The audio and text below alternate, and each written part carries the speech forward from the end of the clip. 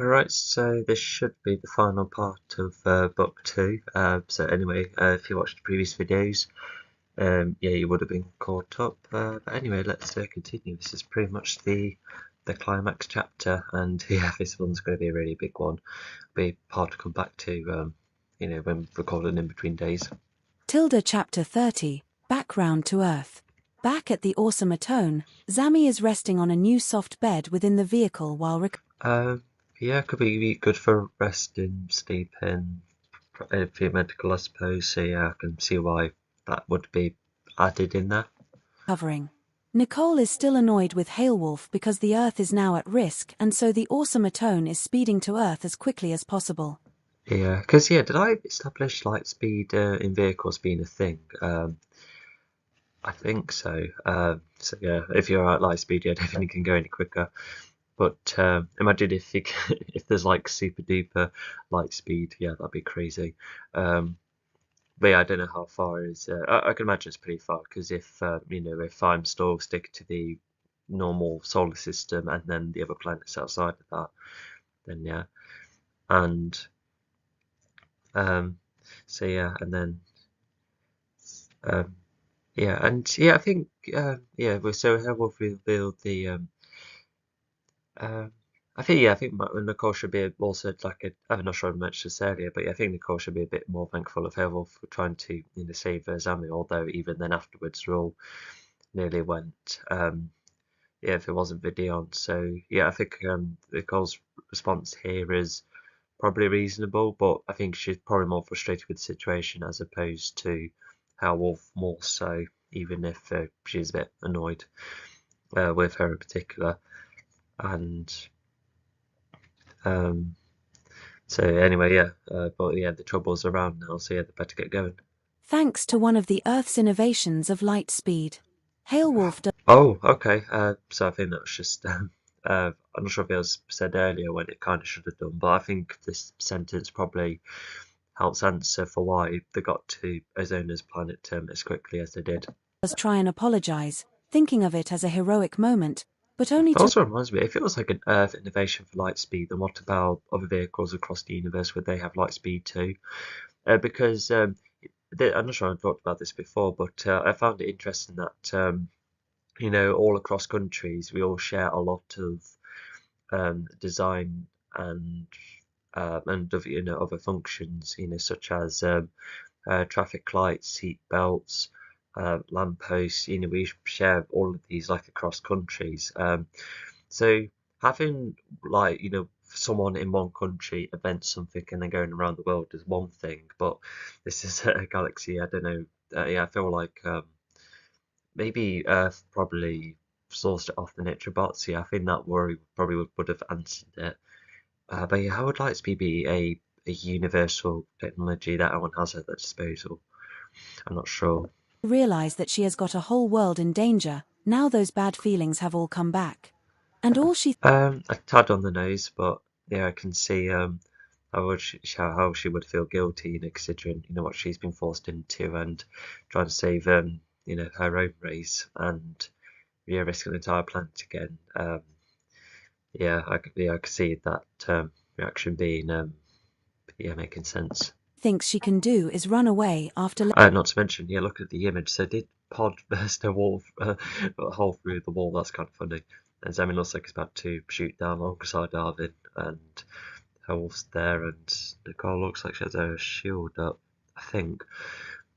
Yeah, yeah, not a great fixating image, but never mind. Anyway, all she can, and all she thinks she can do is run away from letting tire actions down.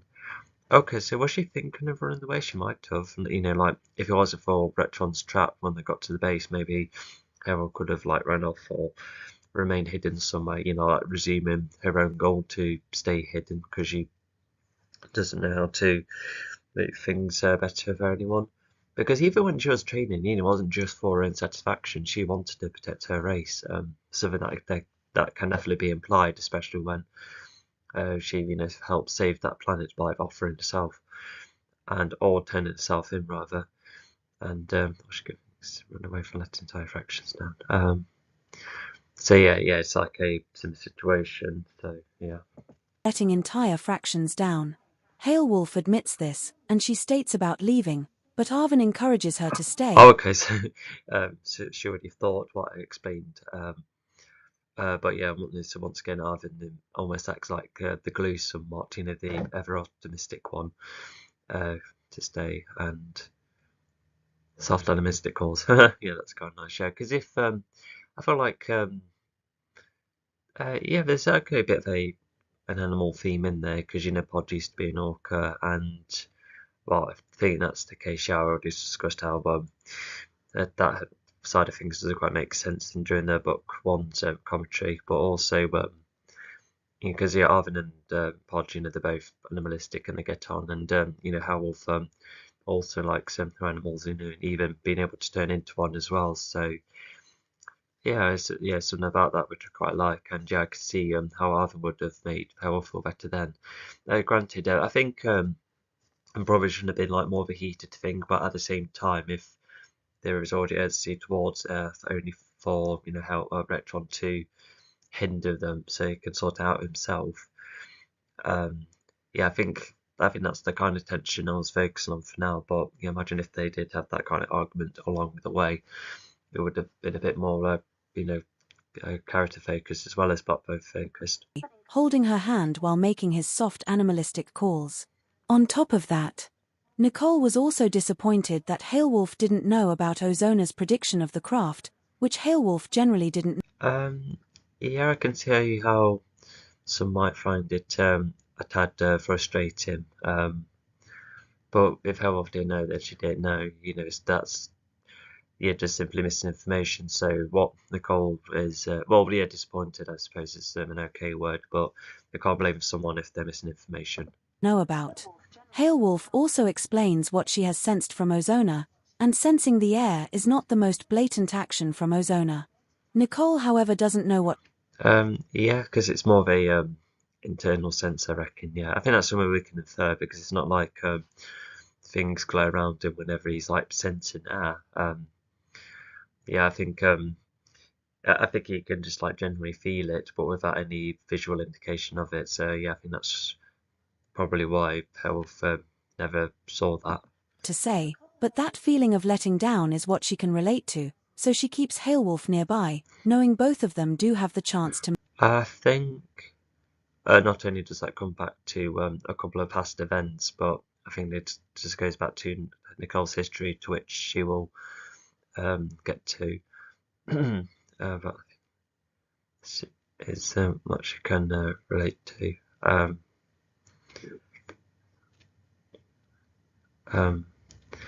So yeah, so it's like after oh yeah, because even if there was even if the conflict was a bit brief, for them to resolve it, well not resolve it, but Nicole to at least sympathise with Neville for some way.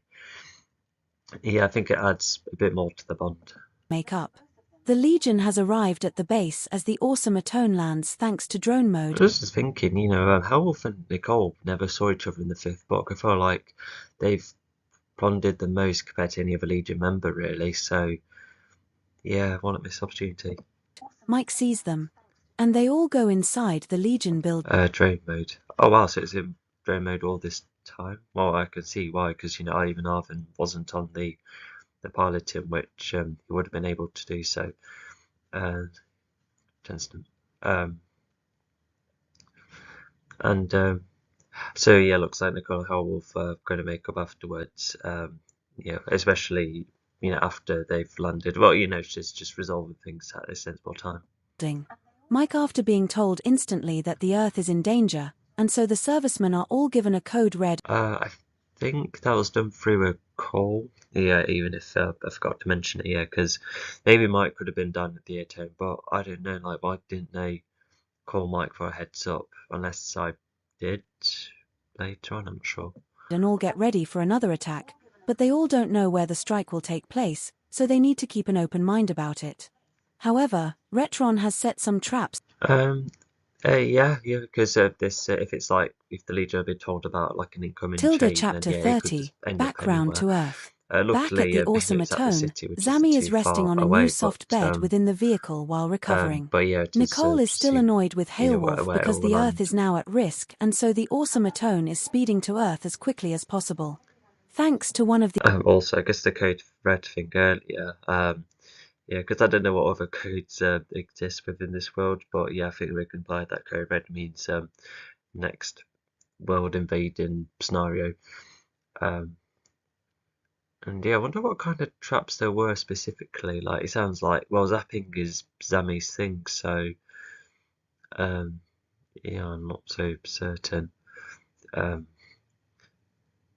seems to sort of, I guess, produce more electricity. Okay, so despite being trapped, Zammy's showing indication of his updated power. Is that what's going on? I see. And also, I think with Zammy's power becoming more powerful, which is already like an interesting thing that yes could have been expanded upon. But I think another thing I was trying to go for is even with updated power, he still maintains like his true self and not putting facades on. You know, not like what Ozona does. So yeah, so that is like a kind of a neat concept. But once again, I think that should have been like explored a bit more too. Earth's innovations of light speed.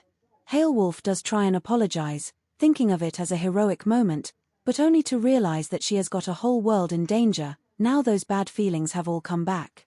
And all she thinks Um, does that mean Tammy absorbed that too, unless he was like still in recovery after getting stunned?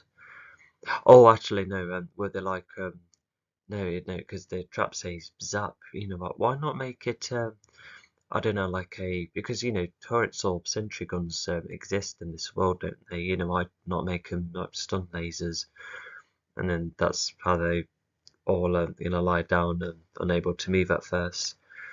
And yeah, they get locked in, don't they? Yeah, in the building.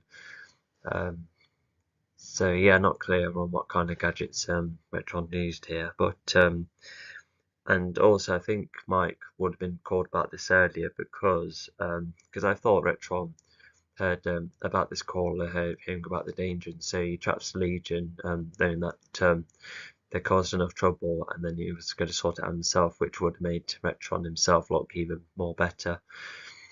I think that's what. Oh yeah, it does say that Retron overhears. But once again, no call is explicitly mentioned. Yeah, but that's the important part. she can do is run Also, I'm not too keen on it was done because once again it's a bit too blatant. away after letting entire fractions down. Hailwolf admits this, and she states about leaving. Oh, so was the Legion should have called Mike earlier anyway, but there was a more in-person chat that Retron managed to hear. Why was he hiding if the Atone landed? And then to quickly go to the Legion building because if oh yeah, not sure about that. That's just geography and positioning. But Arvin encourages her to stay, holding her hand while making his soft animalistic calls. On top of that, Nicole was also disappointed. Uh, okay, so yes, so maybe they were a tad slower then. Yeah, if they were still trying to recover, and I think that's why the vehicle's also on drone mode at first, and yeah, being like stunned with lasers afterwards. I could see how that could be like physically wearing out for all of them, but even then, it's yeah, I'm just still a bit bewildered about how they survived it all as in its electricity. I just felt like it would be fatal. That Hailwolf didn't know about Ozona's prediction of the craft, which Hailwolf generally didn't know about. Hailwolf also As if painkillers can help with getting stunned. Well, I guess it depends. Maybe they're like futuristic painkillers to go against stun-based things. Who knows? But you will need more than painkillers. You will need uh, oh, what's the like? Yeah, adrenaline. You need that to get up and go. explains what she has sensed from Ozona, and sensing the air is not the most blatant action from And do the because what was the salesman's perception of the Legion again?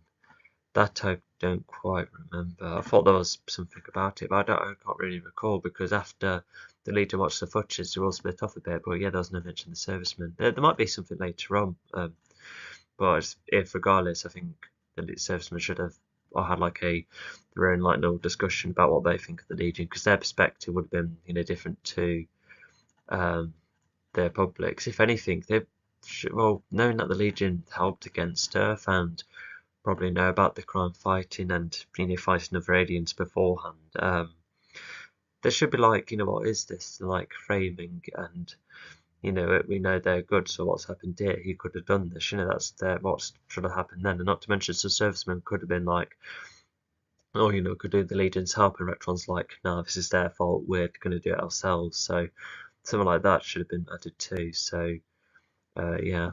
Zona. Nicole, however, doesn't know what to say, but that feeling of letting down Okay, so yeah, that's already happening. Yeah, the locking of the building, which I mentioned, but they can easily get to have a locked building, so that's no problem. It just like a tiny barrier, I suppose. And yeah, I think all of this gets released like after Ozona gets defeated, and that makes the residents all shocked, a bit mixed. But I think that's where once the Legion then emit what they're like and what they acknowledge, and then that they can be like properly heroic. That's where the public has a more of a positive perception of them. is what she can relate to, so she keeps Hailwolf nearby, knowing both of I them. wonder how the locks actually work. I should have been more specific. I can see a bit more of a complex locking biometric system in play. Do have the chance to make up. The Legion has arrived at the base as the city of Earth. So yeah, because because Earth is referred to Pangaea. So does that mean every single city like converted into one? That would make sense. The city of Earth, no, because Pangaea is when the lands come together, not land shrinking.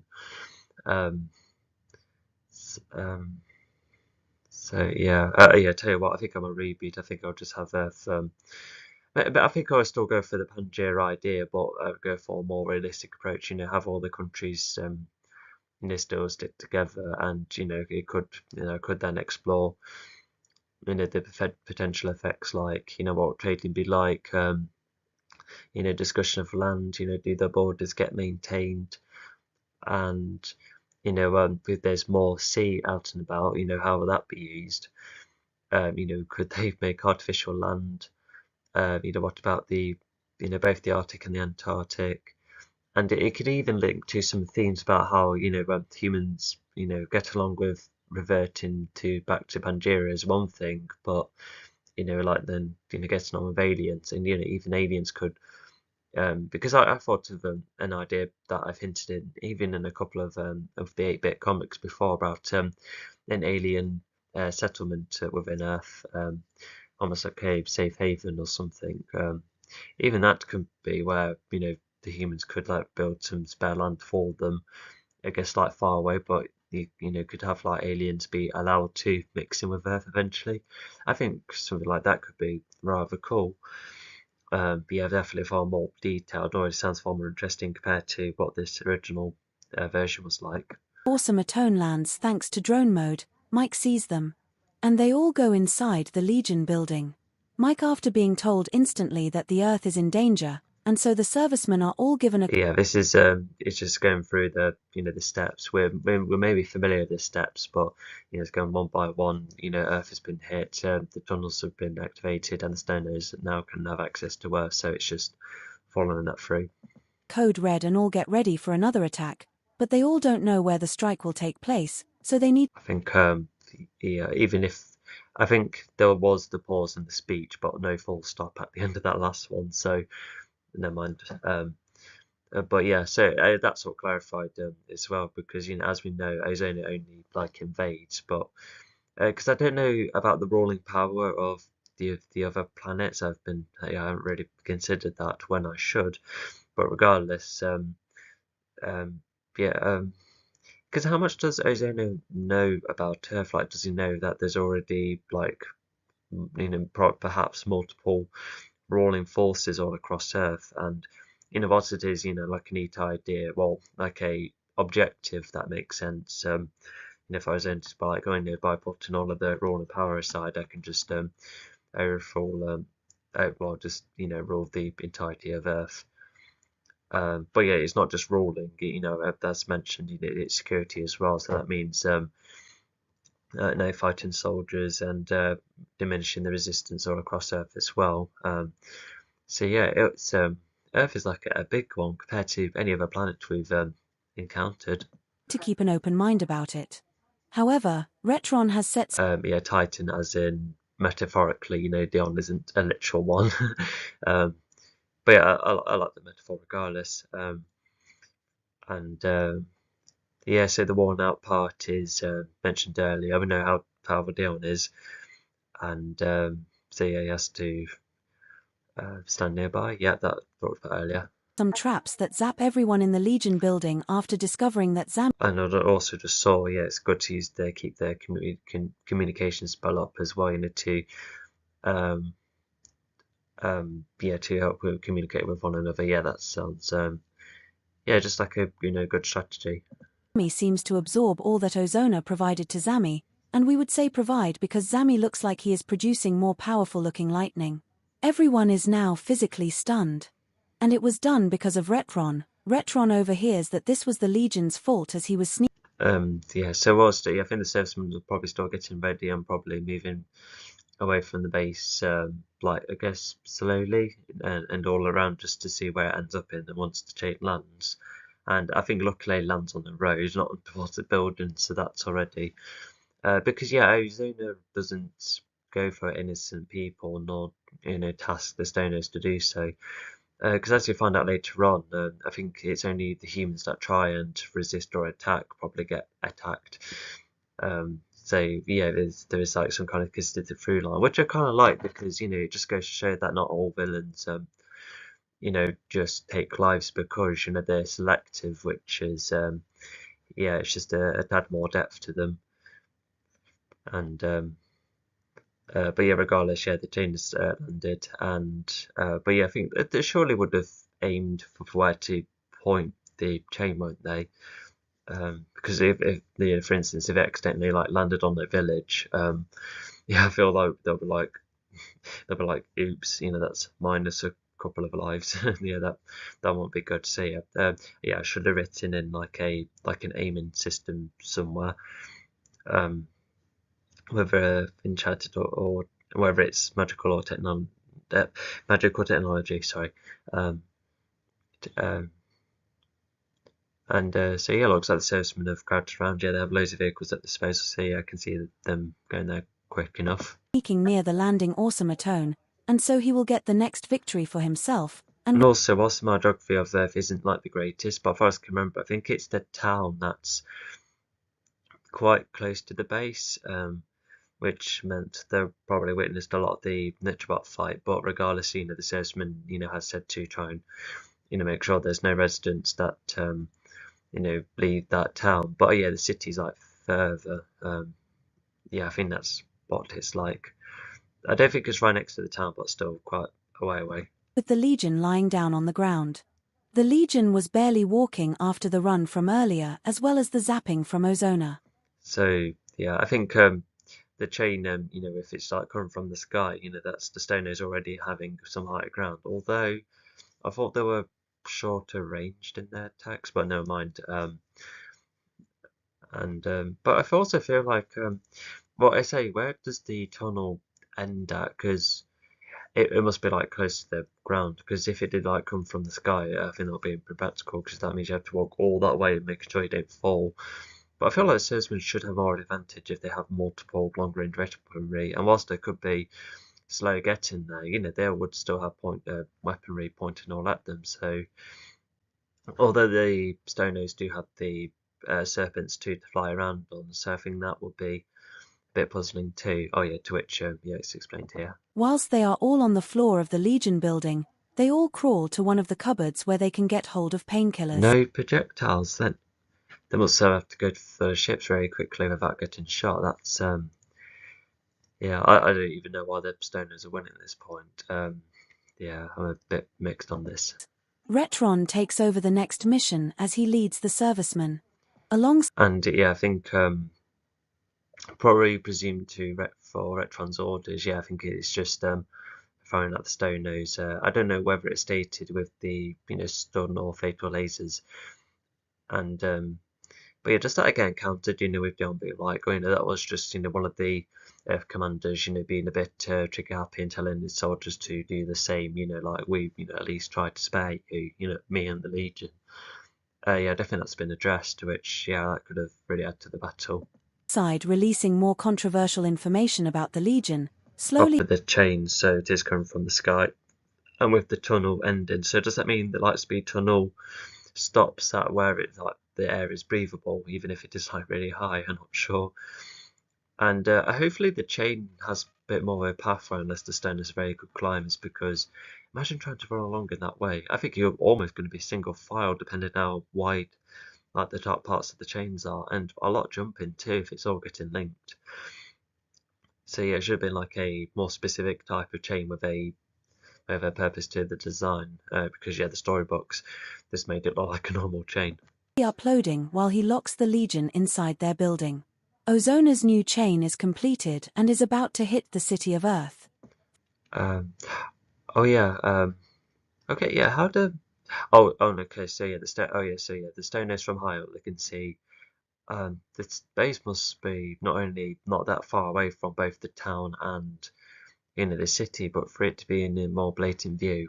Fair enough. But yeah, it looks like some forces are still coming out of it, um, and we already talked about in book one about how it doesn't make sense for that to be the only base. But at least his owner gets given some information to be like, okay, we'll probably go for the base then if that's what most of the security is made up of. Thanks to the coordinates and other details like the Oh name yeah, that reminds me, because if there was an aiming feature, then yeah, they should have landed next to the base, overthrown all of that, and then the rest of Earth can easily be overseen with Stone Nose, pointing the weapons everywhere to make sure, like Nebula leaves that Haphazard and so forth. To which, yeah, it just goes back about how blended the chain randomly is a bit. Um, it's just there's not much sense into it. I think also I think the reason it's like this is because I guess I really like the idea of fighting foes in the city, because there's a lot to do with it. Although not only do I not do a lot with a city environment, because it's all like kept within like a crossroad almost, but um yeah, like I said, yeah, there's just like some bits and bobs that don't quite add up. It doesn't. So the goal I want to go for doesn't fit with the logic of some of the story. of the galaxy to find out where the Earth is. With this new chain around, the Lightspeed tunnel is activated, and the Stoner Yeah, I can see that happening. Yeah, if it's a populated area, yeah, I can see why some might. Some might be there already.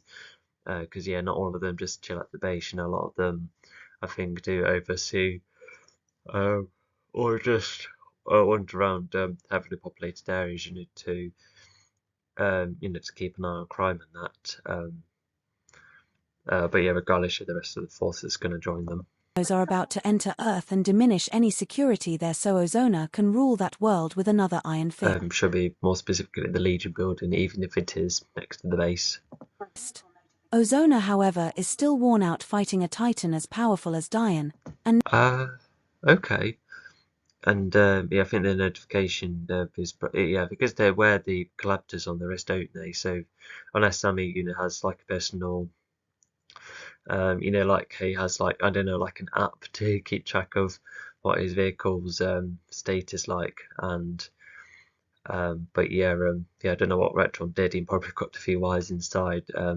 He must know like mechanics well to do that, because yeah, because even like for instance, when people try and damage a part of a car very subtly, you still need to know what feature is which. And so yeah, Retron should, well, I think he should have enough vehicle knowledge to know all of the bases, vehicles, functions, and that.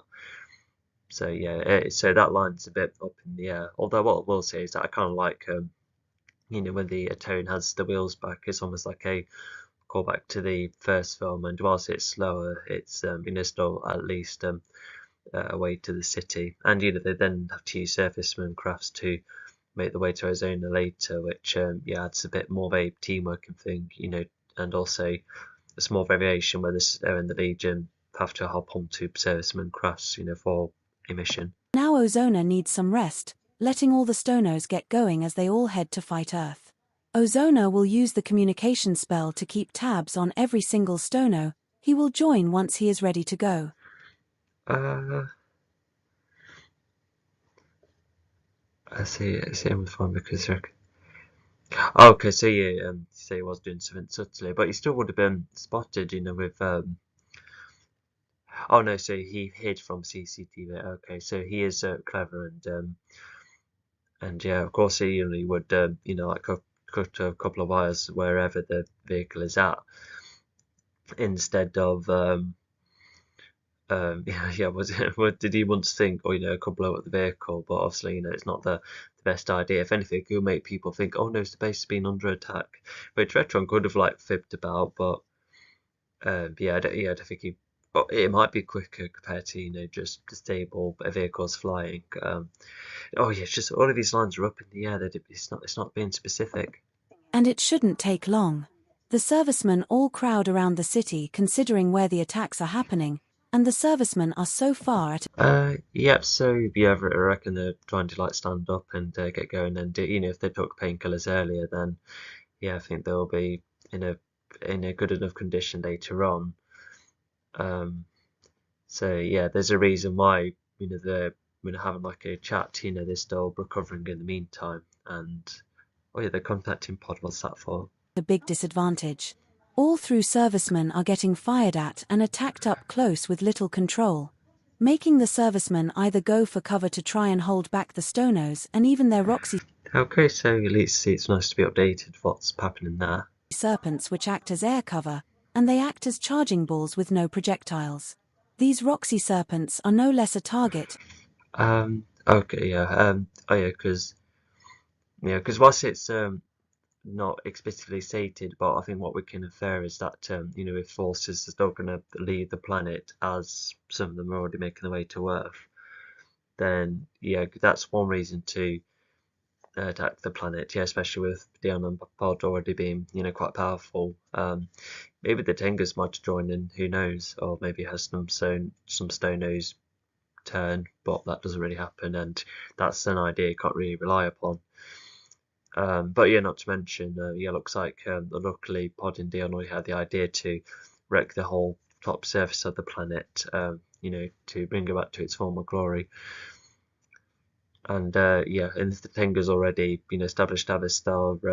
Hopefully, it was stated earlier, so them having one already will already help Dion. And yeah, I say that's consistent with Book 4 as well, because when Dion turns himself off, it looks like a star is what will wake him back up. To which, yeah, I like that idea. It just goes to show it's not easy to hack in. Because a star would be really tricky. But once you have a star, it's then easy to do it afterwards. So, yeah, and yeah, I think it would help. Yeah, it looks like the star could help some energy base damage. If Dion can't cope with energy being trapped with him. Anyway, oh, but also yeah, I've Dion updated about the city attack as well, so they're on the same page. And these Stonos who do occur from the top of the chain. See and tell Ozona. Yeah, we've explained how that's like a cool idea, and yeah, it looks like the wheels are kept as a spare just in case. Yeah, I can see why that's happening. Or they might be kept as a souvenir, like the wheels that helped the first grand mission when the robots tried to attack the Earth. But yeah, who knows where those wheels are? Probably like hidden rather well, because otherwise Retron would have found them easily and burst them a lot. But I'm sure like the Legion would have made their way eventually. There's Nicole's car she still has, and maybe a spare serviceman vehicle somewhere. So yeah, just also like disabling the tone won't do enough. But you never know. Every other single vehicle could have been used not only to prevent the Legion from getting going, from Retron's perspective, but all the vehicles would have been needed anyway, with another alien invasion happening. Via the communication spell that the base is what is providing the security for the whole world. Nearly refuses. Please don't tell me Pod nearly refuses just because he's being stubborn about Nicole not wants to emit anything. I really hope that's not the case because, Earth's in danger, the Tingers, they need their planet back and, you need to go back to the surface anyway to help. What else is like holding Pod back? Oh my God, I just really hope it's not that reason. They tell Ozona this as they see other servicemen leave the base alongside vehicles like the serviceman crafts, and the 4x4s start to come too. Some servicemen... Oh my God, that's so packed here. Oh my God, this is like the second worst part of the story, I reckon. Oh my God, that's what that's like a childish mindset being like, oh, admit this and then I'll follow your lead, I know Pod isn't like the most sociable person, but come on. That is... No, that's terrible. But if improving this,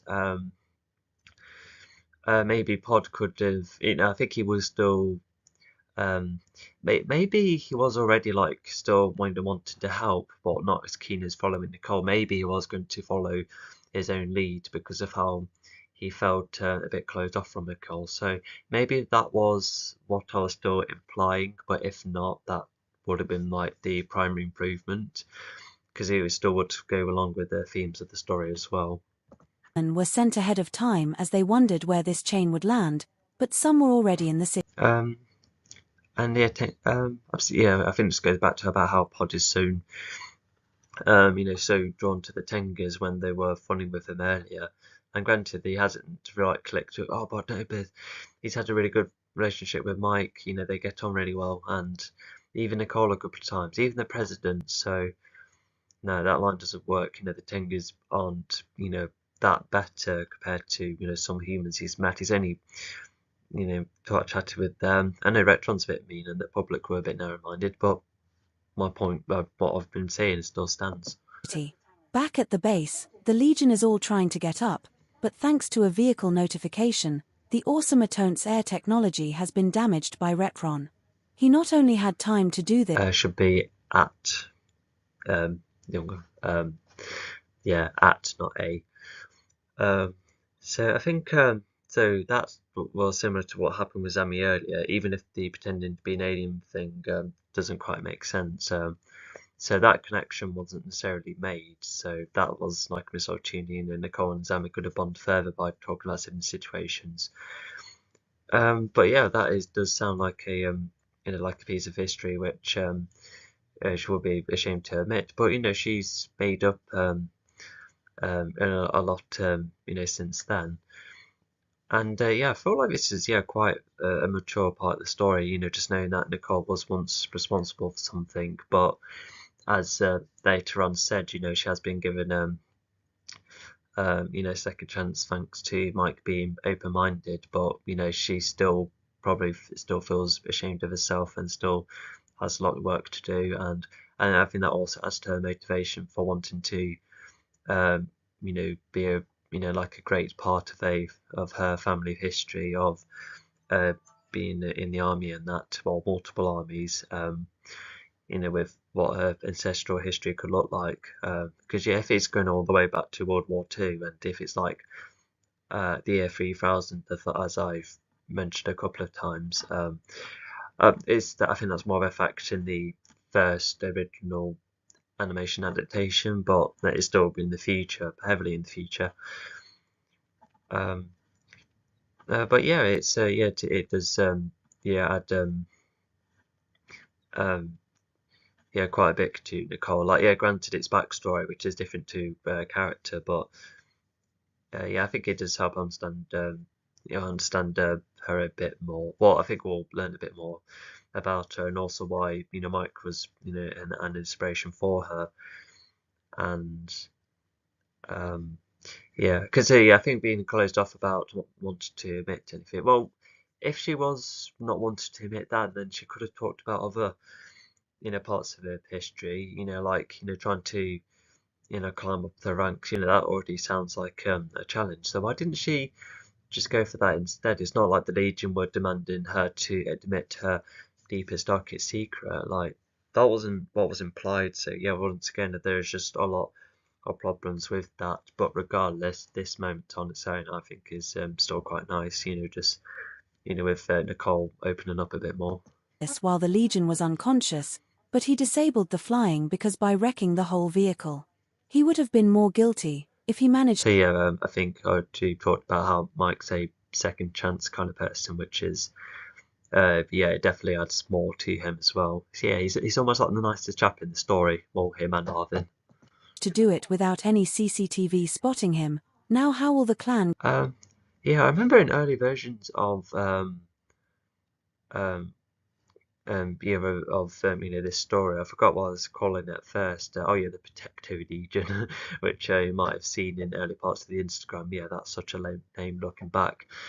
But yeah, the team was going all over the place, but it was almost like the first like parts where Mike was like the human amongst aliens instead of Nicole. They're almost swap positions, but after, depending how I was writing those characters at the time, I just remember thinking, I felt like, you know, um, with Nicole being, part of the alien team instead, and Mike being the founder, is that, um, yeah, because yeah, Mike was like the kind of guy, as I was writing them in similar ways. Mike is the one with the wisdom, and Nicole is, who had like a rougher history from time to time, and then how she can almost act like a motherly figure for um, the team. So it adds like more of a like a sentimental touch to the team. So it was those kind of reasons why the two are swapped. And yeah, to this day, I'm still quite happy with that decision.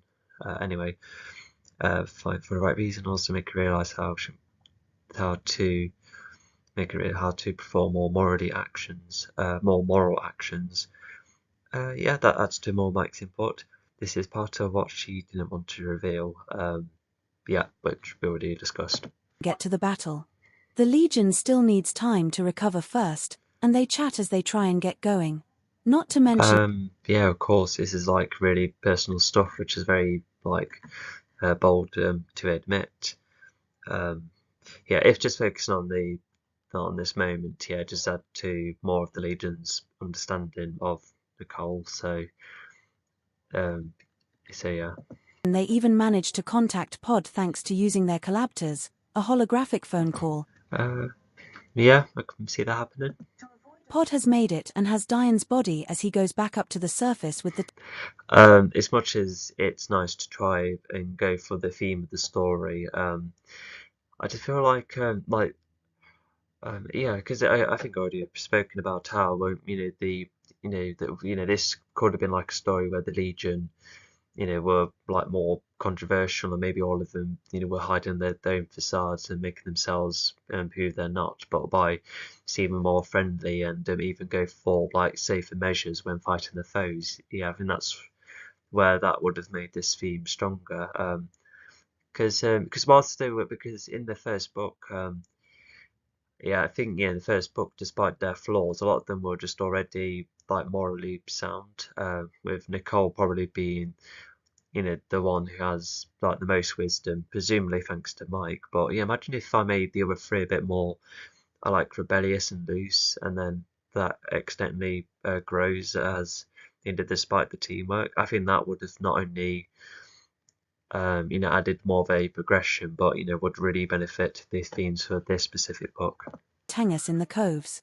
While everyone is uncertain, Nicole has an idea: use the Tengus star to revive Diane. Yeah, it's as nice as it is to try and add some detail, but yeah, not only do I find that a bit on the nose, but yeah, what I was thinking of previously would have made that so much better, because they just found like these like minor improvements for how you interact with others instead of how you genuinely use your behavior within a battlefield. So yeah, all of this is just a bit yeah, like I said, just a bit on the nose and doesn't as work compared to what I've suggested before. And find a way to attack the planet. After hearing the city attack, the Automatone must go on wheels to help. Pod nearly refuses at first, but as the planning persists, to the shock of all including Mike.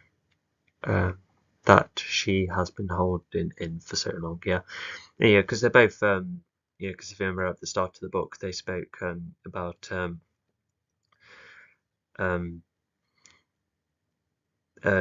not to admit something so personal because it might change, it might see you in a different light.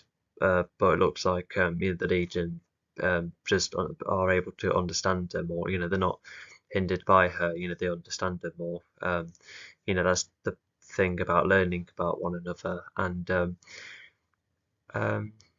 yeah, because I don't think Mike should have been like fully against it. He should have been like, you could try, but it might not go the way you think. And it's like an all or nothing kind of risk. And it looks like it did work the ways it did.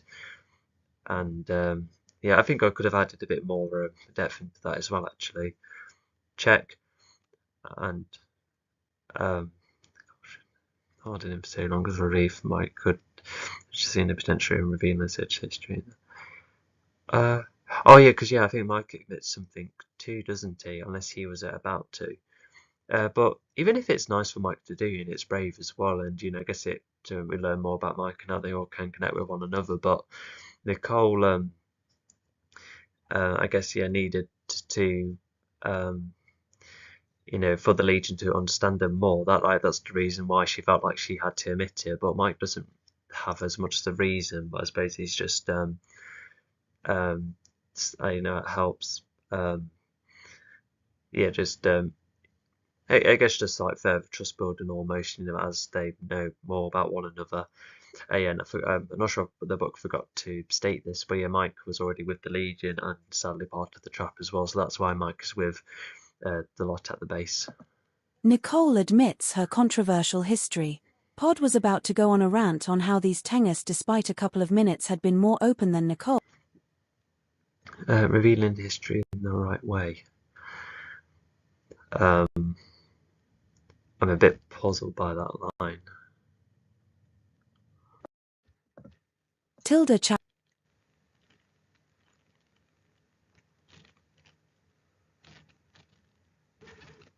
You found it? history, and so all the Legion can.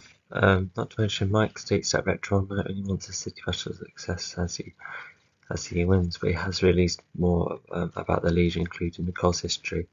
Okay, so yeah, I've caught up again after yet another day recording.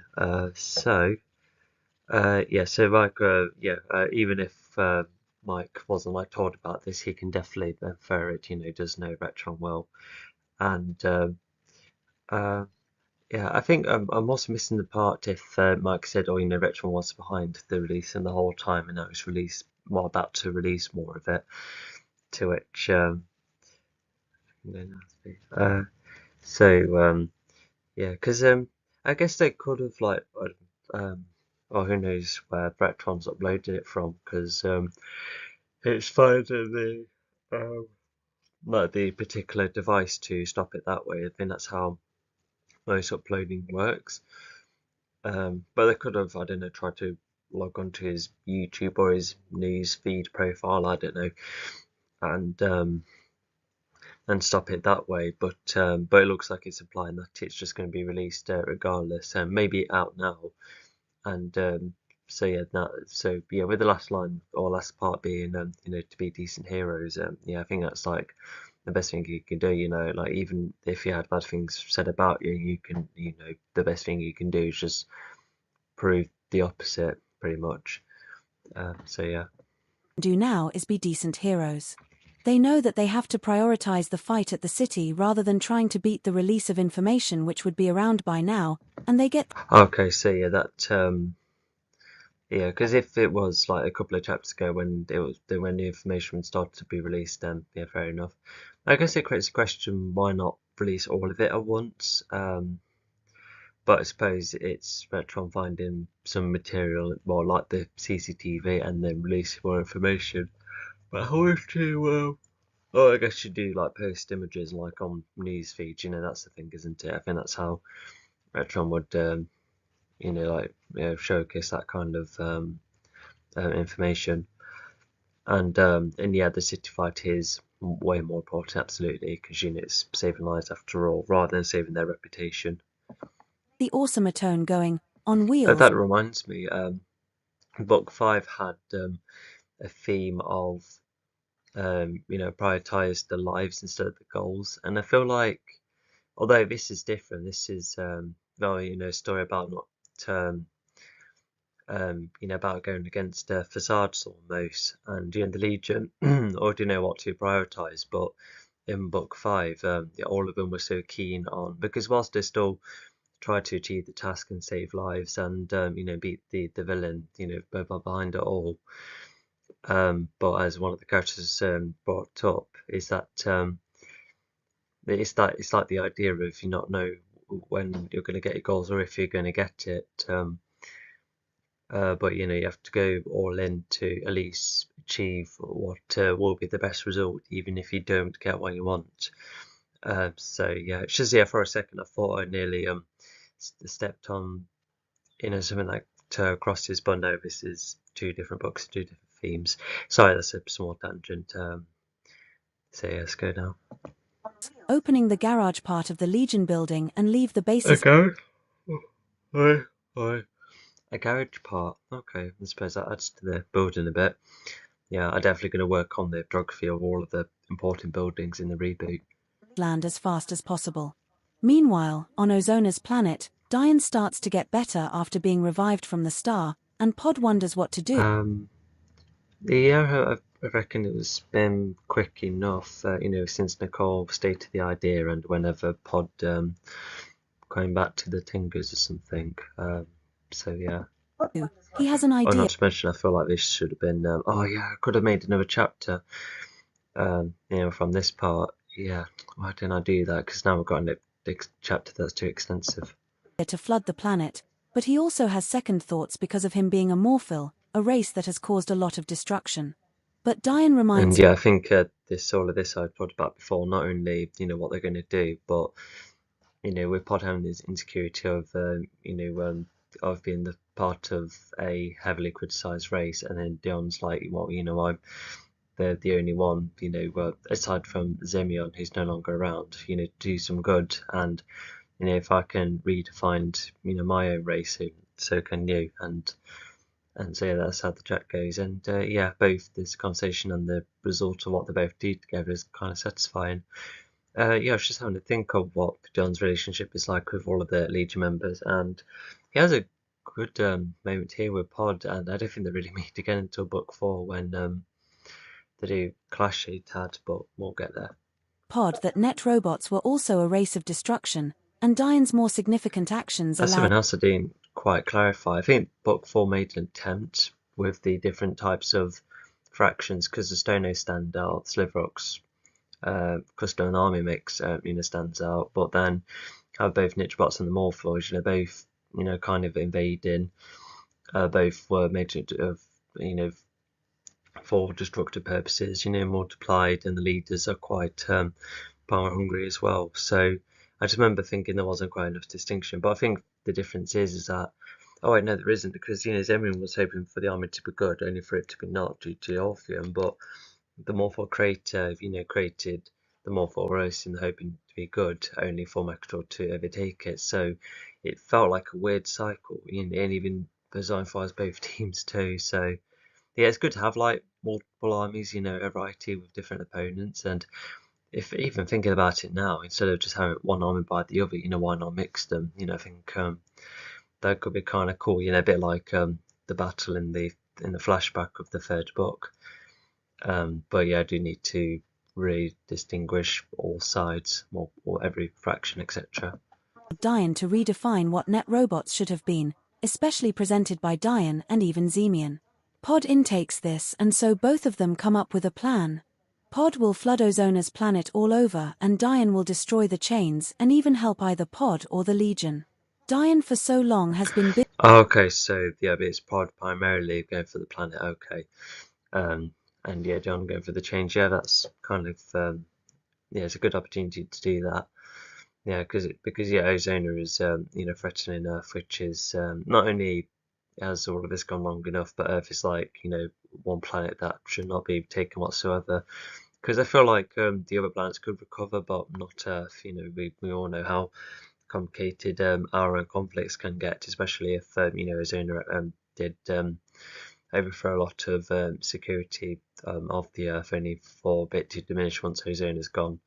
But thankfully, Earth, Earth's security is fine at the moment and kind of continues to do so. But yeah, he's going to free all the planets as well, which is quite a feat. And because yeah, he will be strong enough to break the chains. Although did I have it so that he moves every planet back to orbit? That takes a lot of strength. That does, yeah, like a crazy amount. Busy with all of these Xyanthor goons to the point where he had lost time to get rid of Ozona's reign, but now is a good time. Even both agree that while the Stonos should be spared, those who attack and are fully into Ozona are the ones that sadly have to go. If anyone is willing to kill the leader, Yeah, we already touched upon this, and so it's just something to remind. But also the kill or be killed. Both of them are quite invincible, so well, you just don't want. Well, yeah, Pod can only take so much, and Pod and Dion, can get affected by energy. So yeah, I think they do have to act quickly, with whatever they encounter. sometimes it's a kill or be killed situation. As Pod and Diane advance, Pod even And yeah, thankfully that those kind of scenarios are few and far between, which I think makes it a tad easier for the Legion. So yeah, just depend. takes the chance to ask if Diane had sorted out the Morphils before, and whilst Diane admits that That's another thought I had today. Funny enough, is that every main bad guy ended here, like, but with Azona getting disarmed the way he did, could make him the only villain that like survives after his defeat and maybe get brought back in some way, even part of the good side perhaps. That could be like a really cool idea to go for the reboot. Yeah, it's just something I suddenly thought to help vary it. Because yeah, as it stands, because the first book, because most of it is like a very simple journey, and not to mention with how needlessly chunky the first animation was, not to mention the second one. Both of them will be quite brief. The third one will have elements probably placed in the second one, because yeah, Torrid is a character that I don't think works well enough to reboot, and you'll see why, in the following commentaries. And I really like book 4 and book 5's plot. Aside from a couple of areas to shrink and improve, yeah, a lot of that I'm going to keep. So it's probably going to be like more of a quadrilogy. And yeah, I think I might still create like lengthy films. But what my idea is to almost like animate, one scene and then post it, and then once there's enough, all of them will come together into one singular video. It's like what YouTubers do, where sometimes they put parts in different parts, and then they then put the entirety of the video together. Yeah, I remember Game of Magic 13 doing that with his Toy Story critique, and yeah, it's quite lengthy but quite informative. I did learn quite a lot, and um, and yeah, there's a whole heap of other stories I want to tell.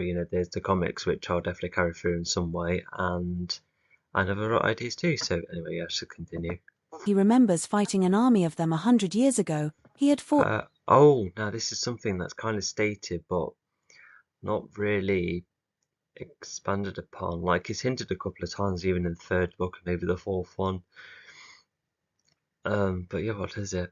It takes a chance to ask about. So is Dion like still recovering? Because they don't really have time to chat if he's getting attacked.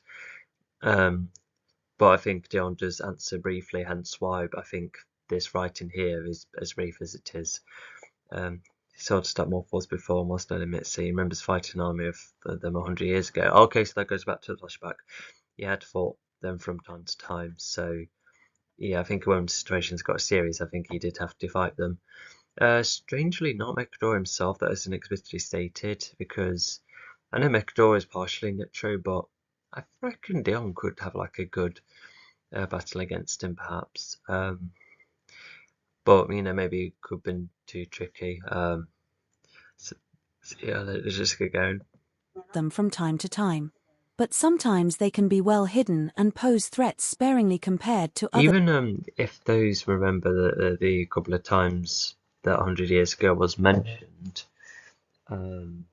yeah, I think it just adds a bit of an Easter egg. I think that's what makes the third book slightly exciting, not to mention finally revealing the elements. That's like the two strongest points it has story-wise, but yeah. Dangerous races. Pod, after hearing this, has a few ideas for what to do. Oh yeah, the hidden planet part. Yeah, that's something we'll get more information on later. But yeah, I think it's a bit more in and out instead of constant. To which, fair enough. Like I know that like a lot of time on their own, but yeah, surprisingly they haven't moved very quickly. And not to mention Mechador's plan, with to go for a more wildlife-only approach with his scheme. Yeah, Zynford doesn't really stop him, nor like send the goons to stop him because Mechador could easily, maybe despite being loyal to Zynford in some way, I don't know, but he wants his own element too. Yeah, like Zynford should start Mechador, if Mechador's going for the races that Zynford wants to actually spare. So yeah, I think that's already a book for flaw, but it's a tricky term. But anyway, never mind. Do once Ozona and many others are out of the way. Even Diane will try and prioritize sorting out. Yeah, that's good setup for the following book. Yeah, there's bits and bobs of that which I quite like, but yeah, we'll just see how that goes. Because yeah, even at this point, I think yeah, he definitely wants to get rid of Mechador, and I think he already had the notion he had in book 4 where he thought Pod would have to be the only Morphle to fully redefine himself, considering what the others are like, and maybe Valis still being the way he is probably made it convince him that way as well. And I think this particular scene made him think of redefining the entirety of Morphles just by himself and only him. And so yes, it's a mindset that actually has some backing to it. Mechador and the Morphils someday, knowing they don't seem the change, but now both of them. Yeah, I'm surprised Dion didn't, because I know there was a lot to like round down in book 3, but I think the Morphles being more of a sparingly threat is makes them less of a priority, but at the same time, how much can you resolve before going for someone as important as Mechador? He's perhaps the second most important target after Zynthor, considering the galactic import, but even then the Legion are still doing one thing after another. But I think that it's having them defeat Zynthor goons, because thankfully there isn't a lot of time between book 2 and 3, so yeah, I think they pretty much got rid of the rest of the background ones, to which we've got a good few. But yeah, I think in the reboot I definitely would like to be more specific on who actually joined Zynthor, who lost to them, which ones remain hidden, because I've already distinguished which races are like proper residents at a point where they don't really have combatants outside of a couple of special cases. But yeah, regardless, you'll get going. Have a big task ahead of them. More servicemen have arrived in the city as the. Knowing they don't seem to change. No, that percent. Is it don't they seem to change? I think that's what I was trying to read. Yeah, so I think once again it's foreshadowing. The narrow mindset that no other Morphle back then and now are just full on bad really. Stonos start to advance in bigger numbers, running down the chain. This is Nefeti City. Okay, so yeah, I think that'll be the rest of the servicemen coming along. And it is well known for its square which the Legion visited. So getting destroyed already made some residents sad alongside. I don't know why the quick reminder, because I could just have simply said the name of the city, unless I've got the name of the city earlier. and they only visited the square, to which, yeah, maybe that's what happened. Being scared. The residents try and hide in buildings and other hidden areas to avoid the fire. So yeah, I think this is like describing, just the residents, just briefly. It's, the episode is just seeing how they react to the situation. There had been some destruction like falling rubble and fired shots which accidentally caused some resident deaths despite the Stonos being tasked to avoid them. But like any battle, you may have your primary targets, but that doesn't mean... Oh, okay. I say, imagine if Ozone was thorough enough to be like, oh, don't accidentally get rid of people in that manner.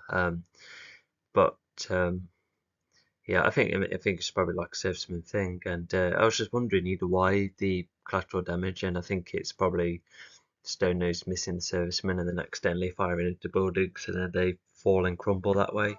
I think that's what's happening, yeah, because you can't really invade the planet without being destructive, especially if you've got explosive weaponry. So, but yeah, regardless, yeah, it does showcase it kind of somewhat enough for what the situation's like. Mean that no one else can get hurt. As ordered by Ozona, they only fight the servicemen, alongside some dim-witted Yeah, that's definitely true for any battle. residents who try and fight them. The servicemen do the best they can do by using their abilities, while So, oh yeah, so they do go for residents that try and attack them, so that yeah, so that is like the only time where it's okay, in Ozona's perspective, to go for humans then. But yeah, even Ozona, said had ordered. So there's already that hint of Ozona being like, no, don't go for the residents unless they try and get you. But yeah, I think I would have liked more of it, just really showing that, he does have his limits. the cover and numbers are there, the Stonos are not slowing down.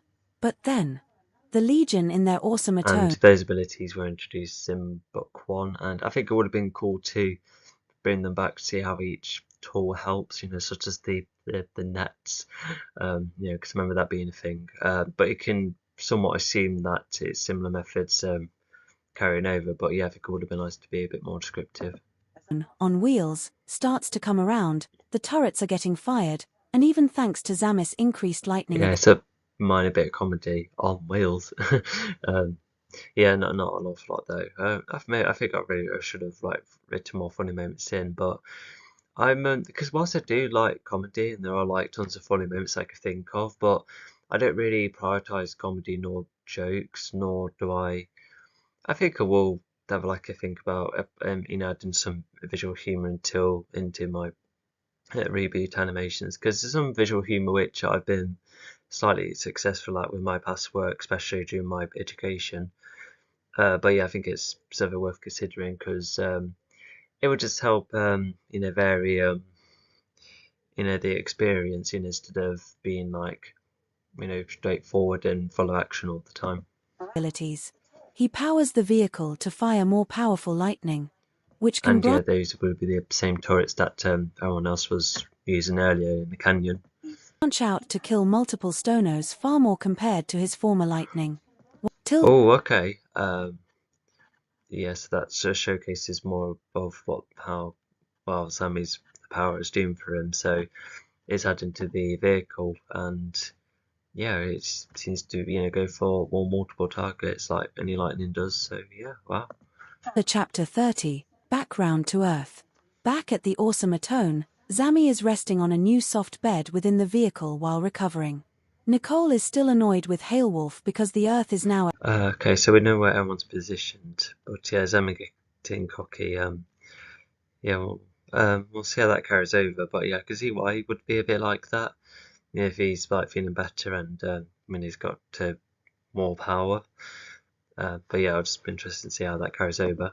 At risk, and so the awesome Atone is speeding to Earth as quickly as possible.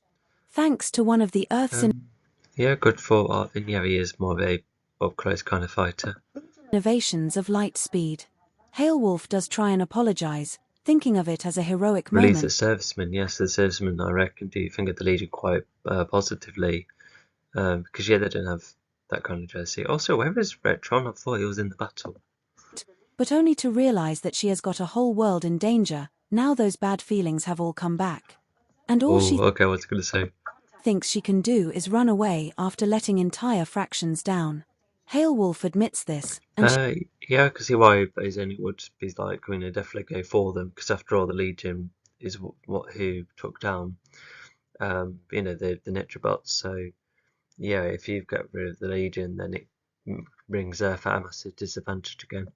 she states about leaving, but Arvin encourages her to stay, holding her hand while making him. You focus on the Legion to keep up from dislikes. Those only recently learnt about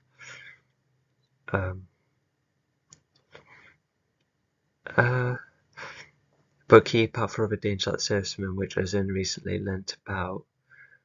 No, I don't understand that. Does that mean the Stoners were updating the Ozona for what, how dangerous the servicemen are?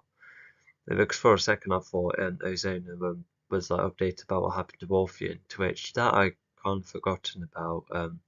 If the novel did account for that or not, because it would have been interesting to see his perspective.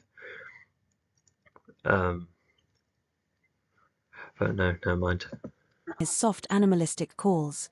On top of that, Nicole was also disappointed that Hailwolf didn't know about Ozona's prediction of the craft, which Hailwolf generally. So yeah, they made it to a change eventually. So yeah, they have a small journey, and yeah, so they're at a.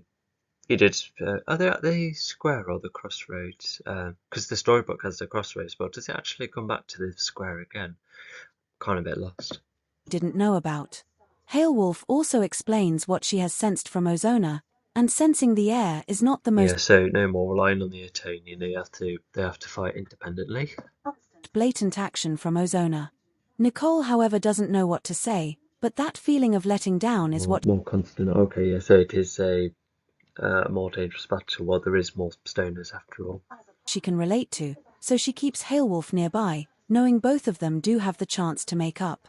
The Legion has arrived at the base as the awesome. Yeah, that sounds like a good idea. So yeah, the Legion, if they're going to be focused, to which I can imagine they're applying that to be the case. So yeah, the stoners will focus on them, whether long range or up close, and Swordsman can help get the residents away and fire at the top of the chain from, or just higher ground up the chain from afar. So yeah, it's a much better strategy. Tone lands thanks to drone mode. Mike sees them, and they all go inside the Legion building. Mike, after being told instantly that the Earth is in danger, and so the servicemen are all given a code red and all get ready. That should say the stoners that survived the city battle. Okay. So is Dion hoping that the stoners will be like, Coin, I don't want to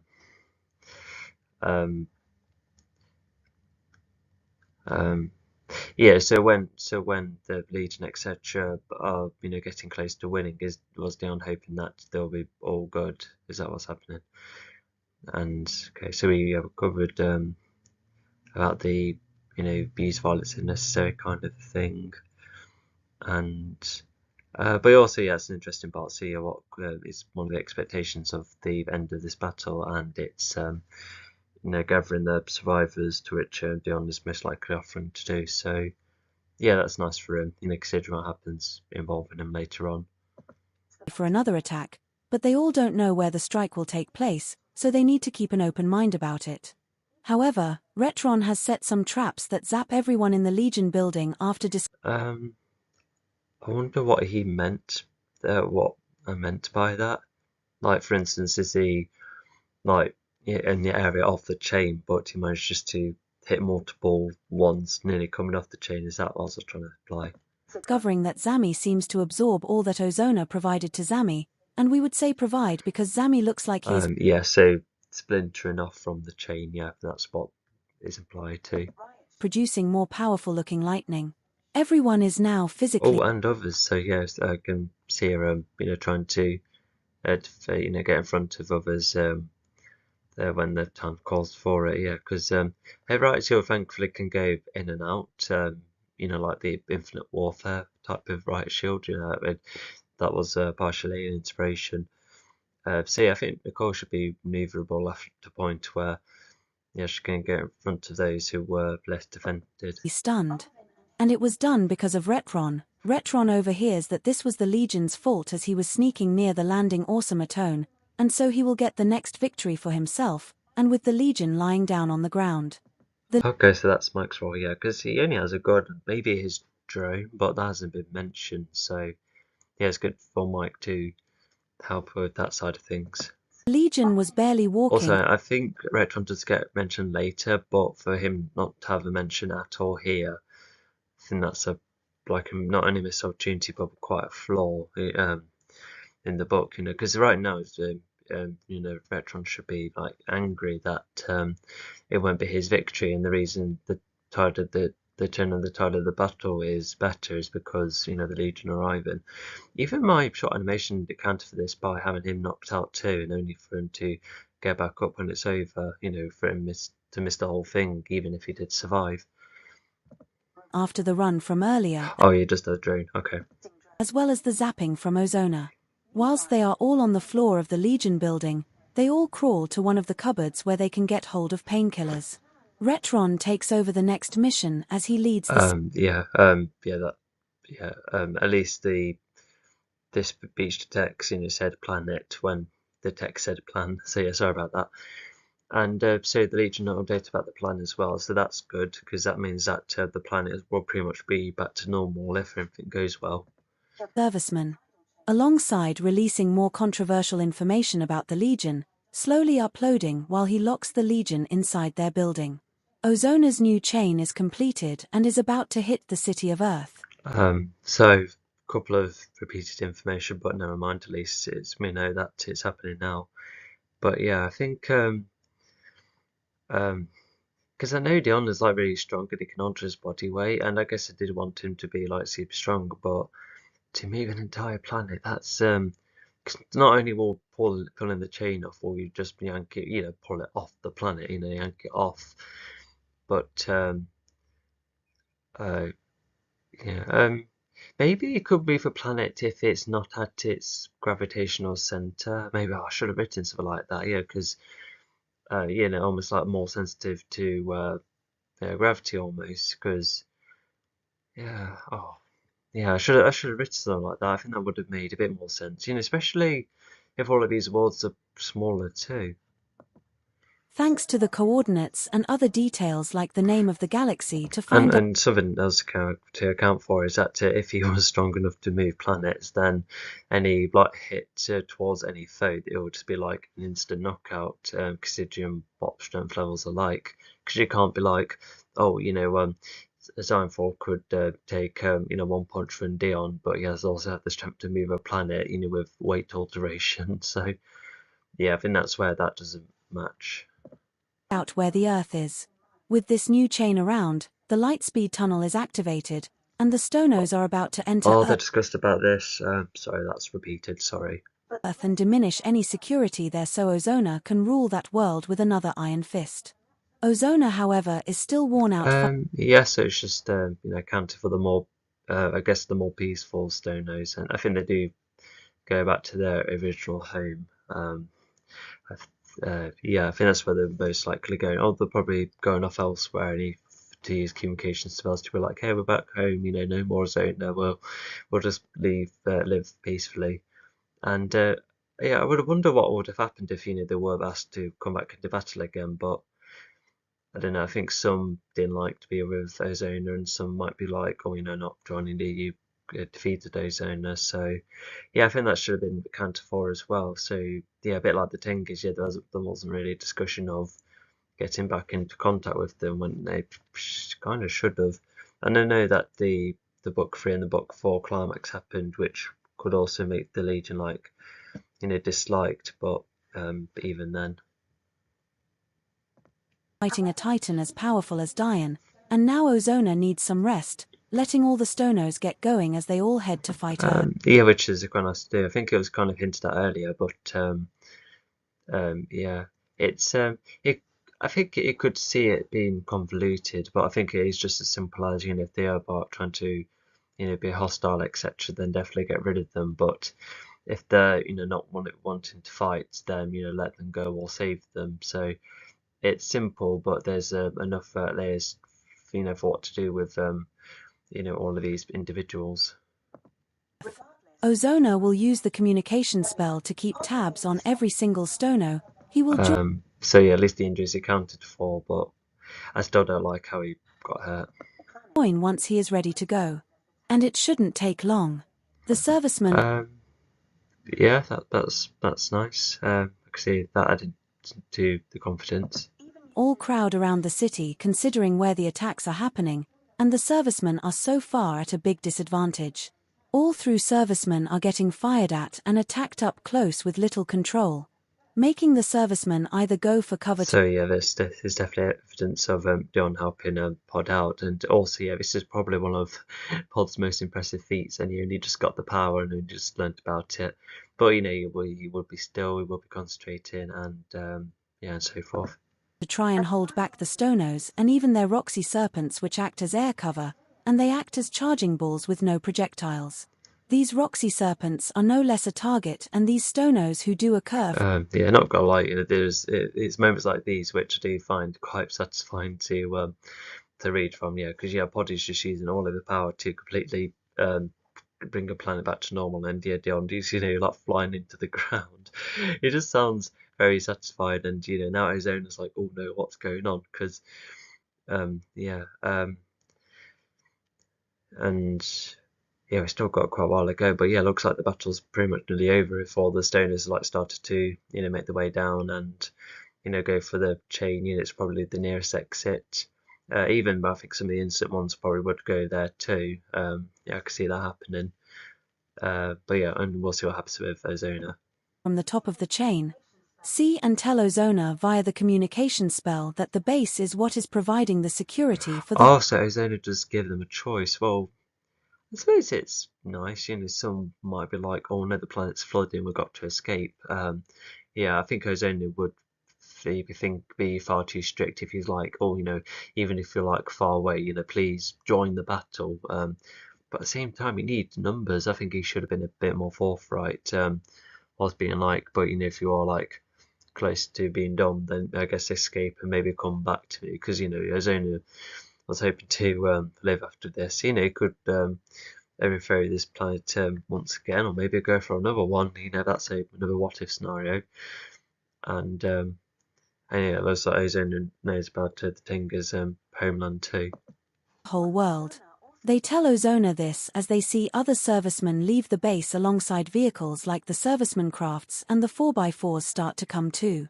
Yeah, I bet that's those are the serpents that he sent from far away and being like, oh, okay, so this could definitely going on all around, and not a lot of them are leaving already. So yeah, it's accounted for his sense, which to track an entire planet, that's quite a feat.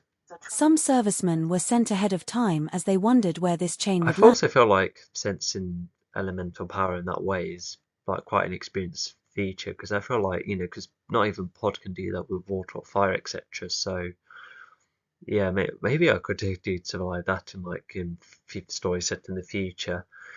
Yeah, it's just an interesting snippet.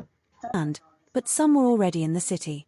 Back at the base, the Legion is all trying to get up, but Oh, okay.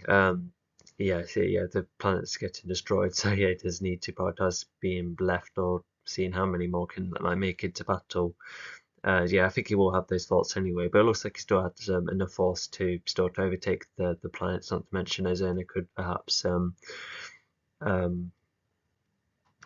take on the entirety of Earth, perhaps. Oh yeah, he kind of does. Well, a good attempt. But also considering how fast Dion is, like, did he also not have a moment of being like, well, hang on, this is super fast, this may not be Dion. If he's back, then that's going to be already too much to handle. I suppose he can use lightning again, but that means he'll be worn out again unless he just waits to recover and then it's like, all right, off to Earth. So yeah, I guess that could have happened. thanks to a vehicle notification, the awesome Atone's air He must be close to the castle then chain to do that.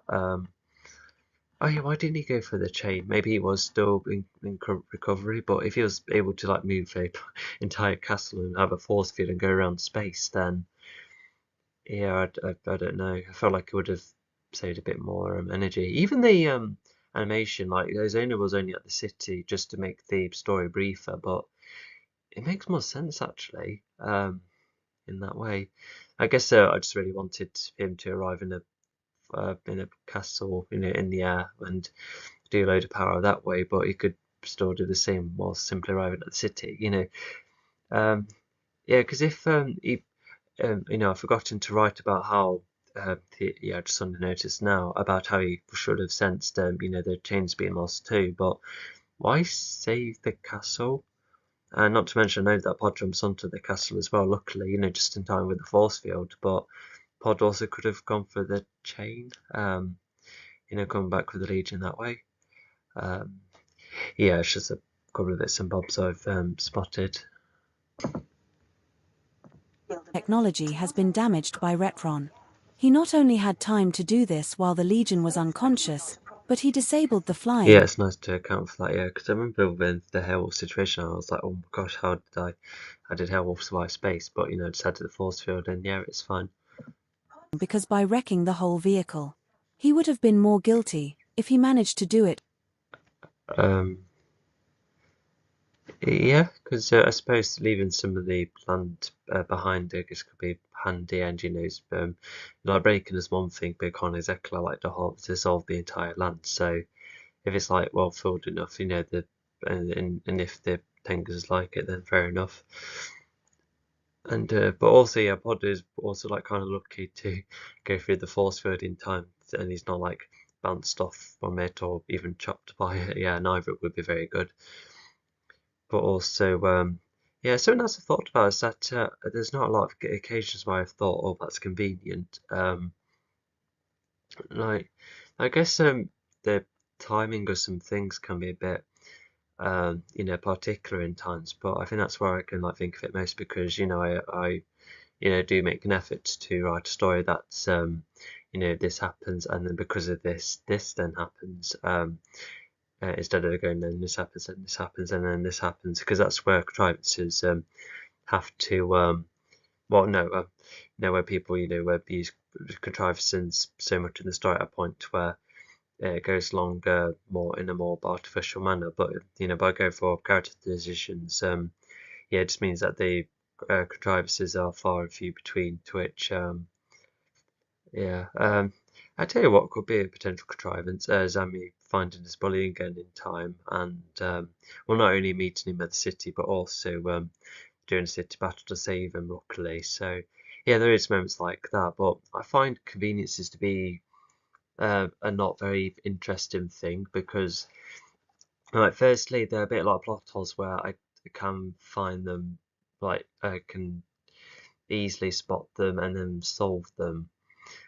Um, But if I already know to write things with enough backing and um, you know it'd make as many character based decisions as much as possible, then that's where like I said, the contrivances are far and few between because every story has contrivance. It's just it's fine to have like a couple of like tiny ones in the mostly in a character focused story, instead of just going to write a load of contrivances to keep the story going in that way. Yeah, because if for instance if book 2 was like more contrived, it would have been something like oh gosh, what would a contrived version be like? um oh, I don't know, maybe Ozona like randomly um maybe he could be like messing about with his power, and then it accidentally like uptakes the Legion, and then they're forced into the planet, and then they conveniently are next to Arizona, and Arizona's like, oh, lucky me, I can have my Earth coordinates right now, and then Dion then comes about luckily in time. I know that that was kind of a thing earlier, but yeah, I think it's a extreme. What I just talked about is like an extreme version of the story if it was like more contrived, but yeah, I just just simply write the best I can, and I just kind of like put them aside because I feel like contrivance is just something that you can either like if it's if event has to play out in a certain way, then that's fine, such as Dion getting to his zone before the lead you get even hurt by the lightning, bits and bobs like that are fine. But I think it's just something to actually put aside and then just see what it's like when you um than when you like read back. I think it would be a massive problem if you do like, oh, how do I get out of this situation? Oh, let's write in this write in a contrivance. I think that's where that would be a bit of an issue unless you only do it like once or twice. But I just tend to avoid it. And like I said, I think there are like far more interesting story parts than contrivances. But yeah, it's just me. Without any CCTV spotting him, now how will the clan get to the battle? The Legion still needs time to recover first, and they chat. Weirdly enough, is that pod, despite controlling water, that can even go airborne. I'm surprised pod can't fly, and not to mention if he has like all the firepower he has in the world. I never thought of that. I could make pod like a flying creature, maybe Zami too, but I don't know. Flying is it can be tricky to write sometimes. Like would probably have to be written with like a limit. Somewhere. And but regardless, looks like if you can generate enough water that goes upwards and outwards, then I think that's the it's just exploring more of Pod's power without going too far. It's just enough to get up and higher. So as I said before I press play, so that's just all about as well as that. I think water activity of getting to Arizona. So I can see if enough water's like gushing all around, then I can see how that would mess with his senses. So I suppose that's a good reason why he's jumped on board. Although I did think of something else, not sure. Water to feel solidifies. Pod creates no water activity too. So that's Pod's doing, because if Pod figured out ozone sensors earlier, because it wasn't stated, but I think Pod could have picked it up anyway, and so he decided to make the water walls fishy from below to ozone. So that's actually kind of clever. Hence why he can make it onto the castle. And of course he just waited till he's on Earth. It's a much safer atmosphere. There's the Legion about, and if he did try and fight ozone here, then he gets stranded. But not to mention if he tries to go for Ozona in the outer space, Ozona can just simply push him out of the force field, which would be daft. So that's a couple of things that you can definitely infer, because I feel like not every problem has to be plugged up with a plot hole, because I feel like there's probably a couple of times where there's I think there is like some things you can infer, such as why doesn't Pod trying to attack Ozona right now, and there's already reasons. Like I said, it didn't have to be stated in order for you to understand the stakes and and the character reasoning and being strategic. But as you can see, there's many instances where I've added like I guess throwaway lines to be like, this is the case because of X, Y, and Z. So As they try and get going. Not to mention they even managed to contact Pod thanks to using their collabtors, a holographic phone call. Pod has made it. Oh, okay, so that's evidence of Pod picking it up. Okay. And has Diane's body as he goes back up to the surface with the Tengus in the coves. While everyone is uncertain, Nicole has an idea. Their planet is pretty much back to normal. Use the Tengus star to revive Diane and find a way to attack the planet. Okay, so I suppose they breathe underwater all the time, or is the cove, have like plenty of air pockets if they need them? I think they'll establish that in the reboot or something. I think that's something I could go more to specifically, with like which creatures, could breathe water, what can, just loads. After hearing the city attack, the awesome Atone must go on wheels to help. Pod wow, that was quick. Maybe it was like an hour and a bit until like the city battle ends. I could see that happening. I think it depends on the number of stoners, but I think it's kind of giving some ideas that there's loads of them. Especially after the canyon, after the first Ozona encounter. But hang on, what about the stoners? Even like staying at the snake planet. Oh god, did they get standards just stuck in there too? Would they be like, hang on, we lost the chain, what's going on? And why is there Dion like moving the planet? And Um, yeah, I think that they would have been caught up surely, even if I did forget to write that. He refuses at first, but as the planning persists, to the shock of all including Mike, Nicole admits her controversial history. Okay, so if some of the stones were still on the chain after being transported, they then get. Oh, I'm sure I forgot to. Maybe I did write it in, but does the chain itself have a force field too? Yeah, because I know there's like a light speed kind of effect. But was that the case? Hence why Dion's like redirecting it. Well, he's not exactly redirecting it. Maybe partially, but if that planet's back to normal, there's no chain being attached to that, so it looks like Dion's moved the entire like fat chain, like going from Earth, directing it all onto Mars, flipping all of the stoners off. So yeah, I think that's what's happened. Yeah, funny enough, it's the only other time in the solar system that doesn't take place on Earth. Yeah, I just thought Mars could be kind of fun to be utilised in some way. Pod was about to go on a rant on how these Tengus, despite a couple of minutes, had been more open than Nicole. Nicole had to quickly win over Pod somehow. Pod needed to help all races, not just. Wrong to no, I got myself mixed up. So did Dion? I think it's meant to say that Dion, got rid of all of who were like hostile, and some may try to escape, and not sure if they did or not. They might have come back home. Well, you never know. But even the escaping ones could have been seen as, like ones trying to get hold of other goons to, like for instance, they could like try and get Zionfall to join in. Yeah, that wasn't very good. So yeah, like if these serpents are, not exactly living beings, why not shoot them down? Because if you're leaving, it doesn't mean you're not into the cause. You could have been like getting help from elsewhere, or even gathering other stoners who were into the cause. So yeah, that's no. I just suddenly realised that that doesn't work. Just the Tengus. According to Nicole, she was responsible for an accident when she was getting revenge on a bully of her own, and she ended up a young offenders for most of her life. Until Mike looks at her ancestors' history and sees potential. Dropping their weapons. Sorry, I got a snack. Have to with the instructions. So yeah, okay. Yeah, it's just Dion go for a more peaceful way, and or them tell them to go home, and if Dion would somewhat know what their home is, what their home is. That's what I was trying to say. But yeah, he's got some pushback. Let's have a look.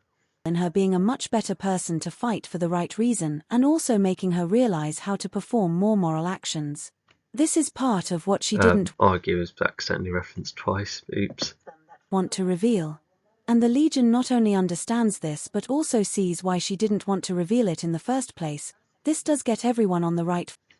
I feel like all of that is like new information to the Stoners, because it would have been one thing if you were following like a heroic ruler who ended up doing some dirty deeds at a point where it's making the followers go like, oh no, thank you. But they already know Ozona is stepping the line, or stepping like crossing the line almost.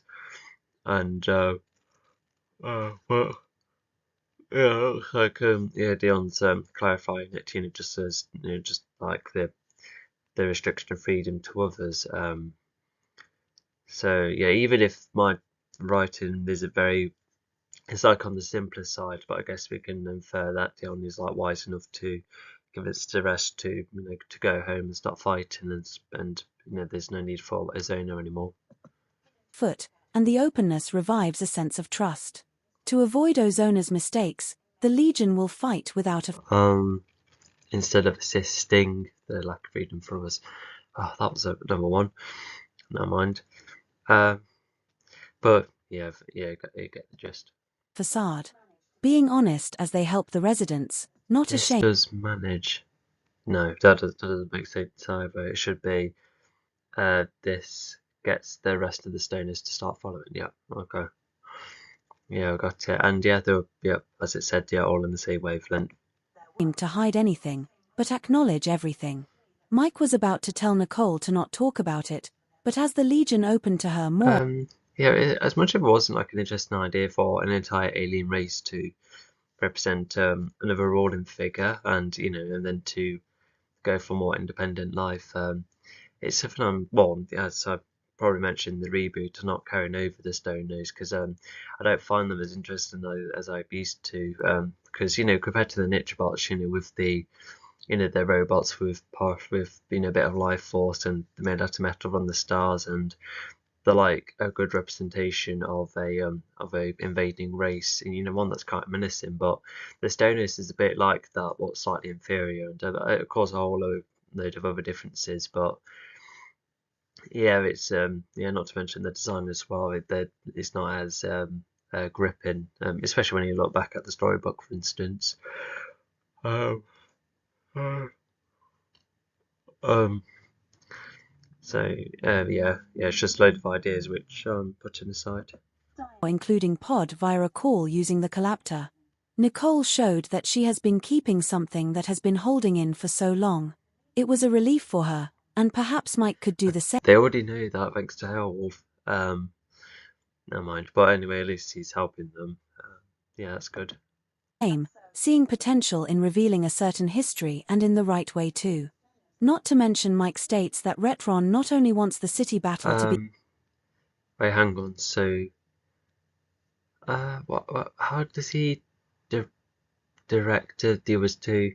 Wait, hang on. So, in the city battle, is he like going for like the lesser, like the more hesitant Stone Nose to be like, oh, if you want to start fighting, well, here's your way. Like jump on a serpent and off you go. Um, I don't know. Is that what's happening? I'm not sure. I just feel like this case of why I'm overcomplicating the morals. I think it's just what I was worried about is that I didn't want to create a case where they're like, oh, why is there like a double standard, or like an inconsistency with who gets to make it if they're seen distant and if they're hostile enough to then go. So yeah, I think that's me making too much of an effort to. I guess you can't have too much of an effort, but too much attention to that detail. Um, so yeah. his success as he wins, but he has released more about the Legion, including Nicole's history. And so all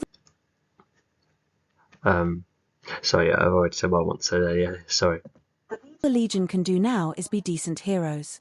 They know that they have to prioritize the fight at the city rather than trying to beat the release of information which would be around by now, and they get the awesome tone going. Yeah, that's nice for the Legion, or therefore like well, I hope that we go into detail with how they mix their abilities. It's a bit up in the air at the moment, but how exciting, how do they bounce off? But yeah, it says that they mainly help the residents. Yeah, I think it's oh yeah, because I think that's what the servicemen kind of do. They often have helped the residents, which I guess the Legion have done a couple of times. But if the servicemen are mainly doing it, then yeah, I think that does come back in book 5 where, when Frederick comes along and he's like, what's your hero saving like? And they're like, oh, well, we mainly just like fight the bad guy, and the others kind of help with the residents, and that does make Fletcher question himself almost. It's I also like the idea, but also just looking back, and even if one of the book 5 views I stated earlier still apply, but when the fighting Zone 4, there wasn't like really a case where they had to prioritize the residents or try and save them above saving Zone 4. No, so that's where that some where that theme could be seen as a bit inconsistent.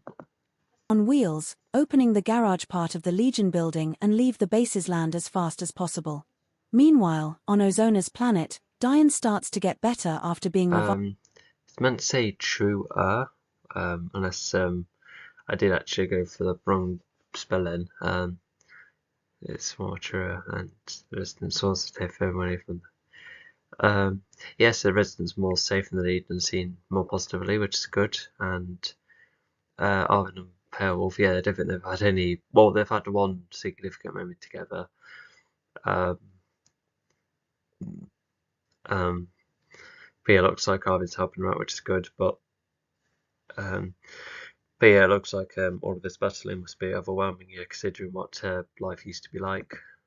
From the star, and Pod wonders what to do. He has an idea to flood the planet, But he also has second thoughts because of him being a Morphil, a race that has caused a lot of destruction. But Diane reminds Pod that net robots were also a race of destruction, and Diane There's a bit heavy-handed with the facade theming, but um,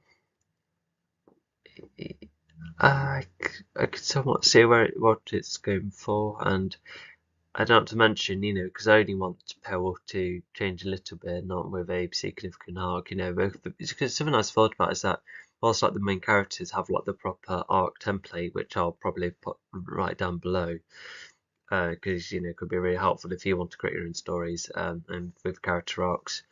But with other characters, I just simply have the events simply, like change their beliefs, slightly, and it's intentionally like a much simpler arc because they're not the focus. They just change simply because of the events. Because when certain events happen, you can't help but experience new things, to get new reactions, and go for different beliefs. So yeah, it looks like how, and not to mention, I think with the way Howell's feeling, I think that's one reason why she doesn't exactly stay with the Legion, and which would make some sense. And Alvin can also see that she's not in the great mindset too. So we'll see if we come back to her. more significant actions allowed Diane to redefine what net robots should have been, especially presented by Diane and even Z. Okay. So as she parts the residence, so yeah, she's omitting other parts of her history, such as her house being burgled.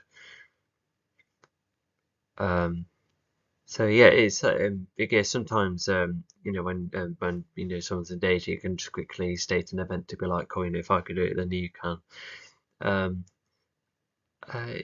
yeah, it's a nice detail. I'm just hoping that she says stuff like this quick enough to get the residents out of danger. But it is still showing the more sentimental side of Nicole, which which is nice. Demian. Pod intakes this, and so both of them come up with a plan. Pod will flood Ozona's planet all over, and Diane will destroy the chains and even help either And not Pod. to mention you're supporting servicemen. How is that strategically, or if like some servicemen start to panic due to the battle? Yeah, I think that should have been more specific, but never mind. Or the Legion. Diane for so long has been busy with all of these Xyanthor goons to the point where he had lost time to get rid of Ozona's reign, but now is a good time. Some too much stuff in which I will remind Sammy. Okay, so that's another moment of them two bonding. So, but despite an interesting direction, how Wolf's like, "Hey, you calm down," and then Sammy then calms down, which is a bit anticlimactic. I think it does kind of come back again when fighting Ozona, but at least Sammy's learned to listen, which does make him a bit more mature. And yeah, indeed, despite going over the top, he's still defeating one of the servicemen in that, the ones to go for. Even both agree that while the Stonos should be spared, those who attack and are fully into Ozona are the ones that sadly have to go. If anyone is willing to kill the Legion, sometimes it's a kill or be well, killed. that's kind of brave. Yeah, I think not only does the bully's response, well, not only is it like kind of endearing because you're late to see, but just try and go for Stono as well. Like that's kind of brave of him to do. Situation. Also, I feel like this bully should actually have a name. Not to mention, I think a lot of the human characters do have surnames. Well, not the president's, weirdly enough. Yeah, he definitely should have a full name. As Pod and Diane advance, Pod even takes the chance to ask if Diane had sorted out the Morphils before. I'm hearing that word a bit too many times. I think you have to be careful with which words get more repetitive than most. And whilst Diane admits that he remembers fighting an army of them 100 years ago, he had fought them from time to time. Yeah, that's nice. Yeah, so thankfully how Wolf calmed Zami down, but also, yeah, if you like save someone from a life-threatening situation, then yeah, I can see how that would help get each other on better terms. At the other, I don't think they see each other after this, to which yeah, maybe should have been treated more significantly. But maybe I did just think of it as just like part of an arc kind of thing. But it should have been like a history that's probably worth exploring a bit more. But not to mention, if going for that idea, because of Zami pretending to be human, doesn't really work as we previously discussed. I feel like Zami should have like more of a another alien rival, and then over time, then get on. Could even have a rival one of their Legion members. That could be something. Yeah, because I think adding the bully in adds a bit of, I guess, like a tad too much crust in this specific story, I suppose. So yeah. So yeah, and I bet the bully must be kind of scared because he tried to find the stoners and nearly went. So yeah. But sometimes they can be well hidden and pose threats sparingly compared to other dangerous races. Pod, after hearing this, has a few ideas for what to do once Ozona. I think R cool too. Yeah, I think wrong connective. It's a bit on the nose again. Although at least it's nice for him to see that the whole team is rather good. I think it would have been better to see more of his perspective, with seeing the better the city, so they get more defended, and he probably got inspired by the Legion actually. That could have been something a bit more substantive because he's a rather thin, isn't he? And many others are out of the way. Even Diane will try and prioritize. Oh yeah, there we go. There's Retron. Yeah, where has he been all this time? I probably missed opportunity to not write him in earlier. Out Mechajaw and the Morphils someday. Knowing they don't seem the change, but now, both of them have a big task ahead of them. More servicemen have arrived in the city as the... It makes Retron sound like a very skilled Call of Duty player, and then it's like other veteran fighters, if they have like their specialist abilities, like doing all sorts, and then the OG sniper is like, no, I want my super kill streak and my gold camo for my gun. It just kind of reminds me of that. I think that maybe that's evidence that his perspective is a bit too, even if it is charges from time to time, but if he had the plan to make himself like the ultimate winner almost, then yeah, because he would be frustrated. I think he still continues to fight, and what if he did go for the Legion members and accidentally gets one of them, and he frames it as an accident in some way? He would have to be selective though, because if he tried to go for all of them, he would be in massive trouble, and then he can't exactly say, "Oh, I missed 5 times horribly," because that's just he won't be able to get away with something like that. Because I think the Legion are kind of defended by the law in some way. Granted, not against all of this social media hate from earlier, but I don't think could really go for them legally. So yeah, we'll continue. Stonos start to advance in bigger numbers, running down the chain. This is Nefeti City, and it is well known for its square which the Legion visits. That sounds a bit more open-minded, although actually no, he still remains frustrated, and I suppose I think what he's keeping open about is that there will be another chance for him to be on top again, and he does when he saves the president. That's like a big deal. Something that he wanted to do at the beginning of this book even. And yeah, maybe that should have been like lightly acknowledged. Despite his many villainous deeds, he get acknowledged in some way. But obviously the Legion, save the universe. So yeah. Visited. So getting destroyed already made some residents sad alongside. So yeah, these are like once again explanations which should have like appeared from like the start, and then we go back to Retron, and as he tries to progress, it could even be danger. With some stoners trying to jump on his roof, trying to ambush him. Where was I? Yeah, I've already explained that part. And rest of the battle's time to get on the ground, hide himself from everyone, so the battle is over. Alright, goody. Being scared. The residents try and hide in buildings and other hidden areas to avoid the fire.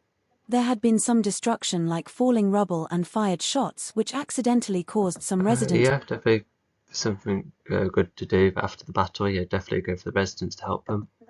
deaths despite the Stonos being tasked to avoid them. But like any battle, you may have your primary target. Oh, so Dion helps out too. Yeah, that's nice for him. Yeah, because I think the scale does sound kind of big. Yeah, if it's in the city, so yeah, it's good to keep having a look around. With Dion being the fastest, yeah, you can't exactly leave them in such a hiatus. I wonder what he's thinking right now in terms of the other planets, because let's see.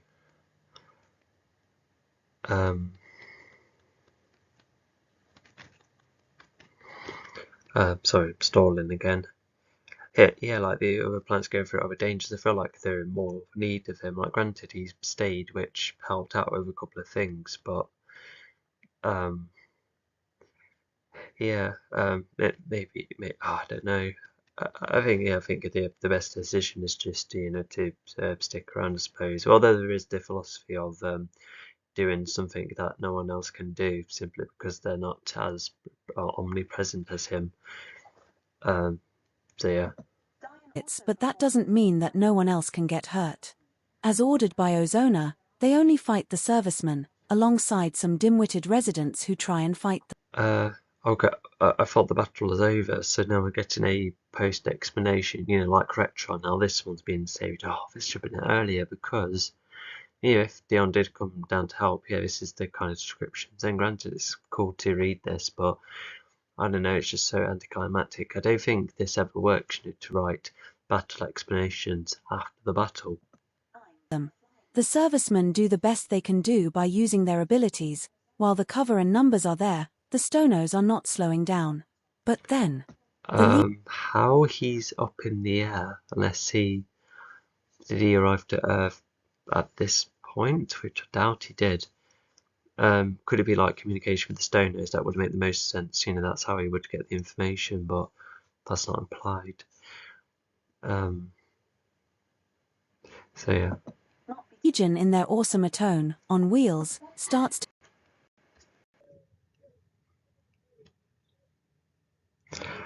Yeah, just gonna let it play out. Side to the Legion, which is Traw, and the residents are taken further away from the fighting. Arvin and Hailwolf bond, as Hailwolf feels more like a part of something, but at the same time, the carnage is getting too much for her. And she cannot fake herself as someone who wants to fight all the time, and even Arvin starts to see this. Even then... Whilst we are going back to previous things, I think that's another positive addition to the theme, where wait, hang on. Yeah, sorry about that. So yeah, another nice extension to the theme is that even Hailwolf knows not to use Haphazard, because she seems like a very honest character, really, especially when she didn't really fancy sticking around with Legion. She wanted to have another go with seeing her own race after being scared to see them, but now Ozona's at the way, she had the need to then come back to them. Which it's interesting where you can have other characters be a representation of the theme in some way, because even if Airwolf didn't really have that flaw of wanting to put up a facade. She was just a far more honest individual from the get-go, which she still has other flaws, but when it comes to my main three characters, which is Nicole and Pod, they are almost like the most flawed individuals that need working on, hence the 5 books and the 5 themes. Nicole supports everyone, including residents and servicemen, even talking about her other events, such as how she used to be part of a burgled house of many thieves when she was very young, and all she could do was leave the house, and so comparing this to what is happening now, it helps the residents to counter the fear.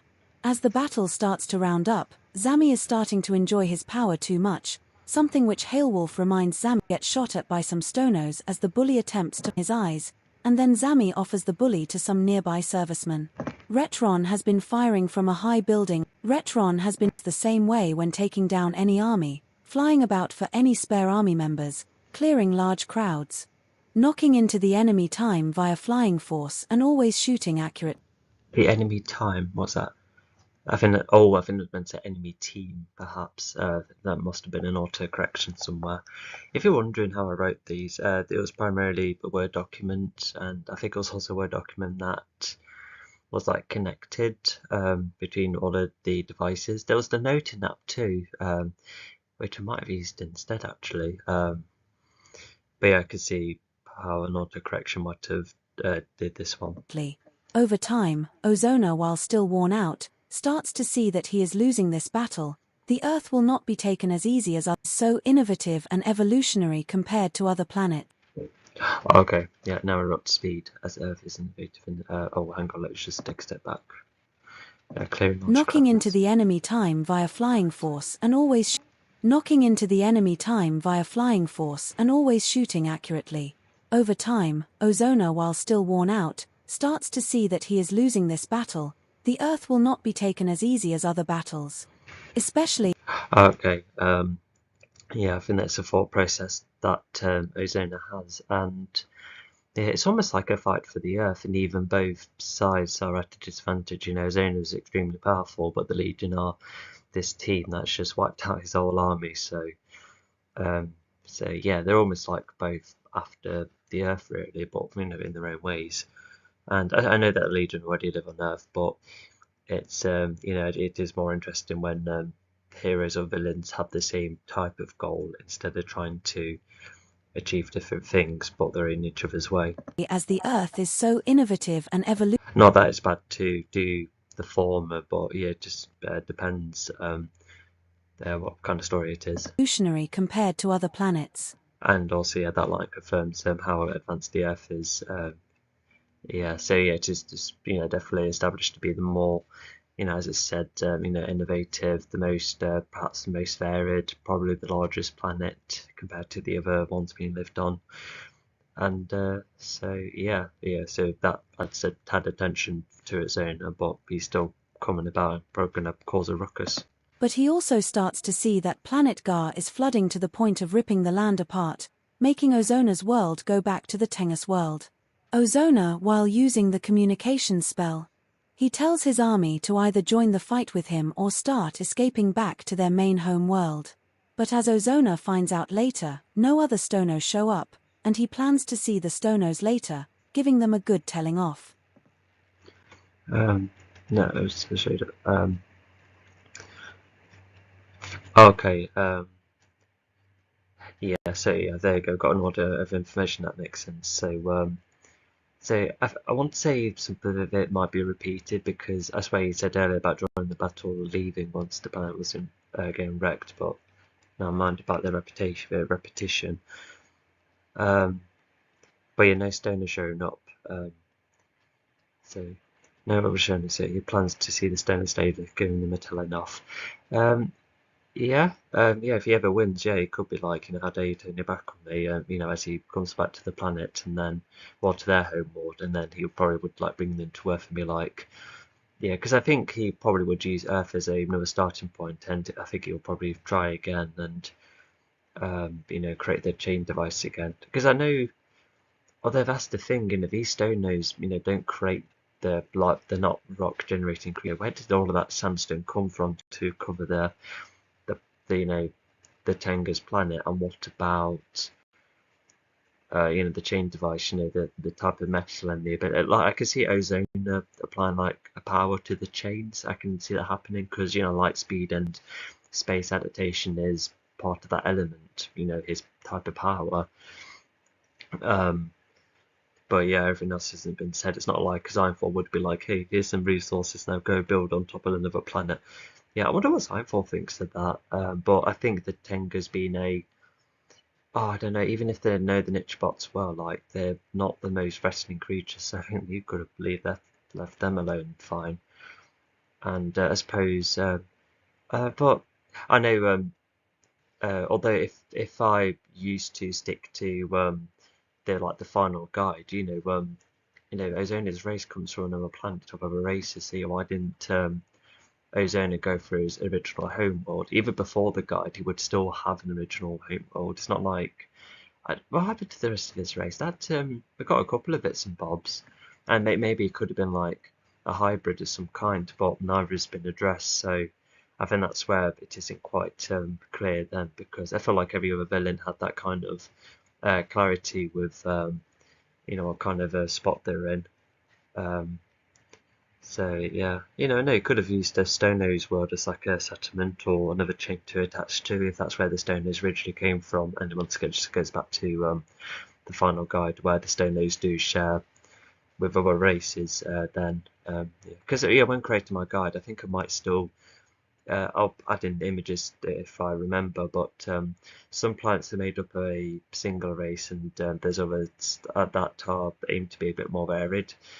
Yeah, and even at the moment, because I have thought about, aside from a couple of planets on their own, like the Otter one and the prehistoric one, I could still create that all alien world, like a Earth equivalent, or maybe have some planets apart. But I'm not sure. It just sounds a bit too big in scale, because even having one like Earth and the alien planet as like the planets that will often come across one another, that still is quite a big deal. Because I think it's almost like a sci-fi expectation where you have to have a variety of planets, but you don't really have to. And look at our space. Like, sure, it does still have a couple of interesting planets, but a lot of other planets are very barren and like singular. You have Jupiter, which is just stormy. So yeah, I will definitely keep thinking. But regardless, we'll continue. The Tangus are happy, and Pod sees that the Stonos are leaving, even saving one or two earlier. Pod himself sees if the Stonos are keen on Yeah, so that the Tingers will be out obviously, and yeah, so a couple of repetitive information, but it's just, I guess, showing how finalized some things are. Ozona still, and it turns out that a good few are not, fed up with Ozona's So it's down as a King on Zone still. Okay, so once again, even if it is repetitive, if I think I should have saved that information all until this moment, just to, I guess, just to showcase that. I know, because I needed to explain that not everyone in this army was all for Azona, but maybe it should have been like it had a bit of a mystery to make you think, oh, so it turns out not everyone is on Ozona's wavelength, so I could have made that way more subtle and better. So it's just almost like reaffirming it, which isn't like a bad thing, but yeah, I am still coming across the same parts which I'm not too keen on. vicious way of ruling. Pod also sees the success of his plan as he rides off Ozona's fortress. Reaches significant Oh yeah, he'll be flying off onto with a planet or water. speeds while also not too far from Earth. These Stonos often Oh god, is the fortress fast? How fast? Oh my god, if it goes on light speed, oh yeah, Pod would be falling off. But oh my gosh, so hang on, so if that planet would actually still be far from Earth, unless the Ozona planets did travel all that way, so okay, so it won't be that long of a distance. But even then, like even the moon to Earth is like what, half a year? Last time I heard. So Ozona's fortress would have to be quicker, so Pod somehow managed to stay on, and if he, like nearly slips off, Ozona might sense that. But anyway. like to benefit any leader, but Ozona is one ruler that not many would want to benefit from anyway anymore. Diane earlier manages to break all Anyway anymore, that's too many any's, I suppose. But yeah, I think that's had repeated too. But yeah, we can see why Ozona's like the kind of ruler to go for. Yeah, there's a good few reasons. the chains, enabling all the planets to go free. And these chains I swear that's been repeated as well, hasn't it? But at least they're free and fine. That's good. I think it's just, I think unless because I did go back and forward of this book. So yeah, so I probably either because I don't think I would have wanted information to be repeated. I think the way it's read back to me in this manner and how I'm analysing it, that seems to help me pick out the problems that way. And instead of just casually having it read back to me, I think the former seems to work better for me. Yeah, I think I'll do this every time I make a new story. And even if the reboot will be like bigger in scale, it'll just be creating one tiny scene after the next, even if some are put together as a film. So yeah, it's taken much more smaller steps and somewhat simpler steps too, actually. And yeah, and um, but yeah, so as I was saying, yeah, yeah. Sorry for all of that repeated information. I think this book is probably worse in reputation compared to their previous one. I will conclude what I think of the book at the end, but regardless, we still got a way to go. But yeah, I think everything is just finalised. The plants are fine, the Tengas are fine, Stonos are all out the way, so it's just literally just Ozona now. Are all placed on Mars where they could be repurposed later. As Ozona nearly makes it, the Wait, hang on, what? Where they could be? Oh, repurposed later? Oh, I see. So I think that's what Ozona sees. So maybe he thought, oh, I'll probably come back to them. But did he not wonder why they're all on Mars? Although, if I don't know, it's not shown, it's not explained that he acknowledges they are either. So he might have oh no, he might have inferred that with how his planet is flooded and all the planets attached to his chains are gone. So yeah, there is that. So yeah, and Mars.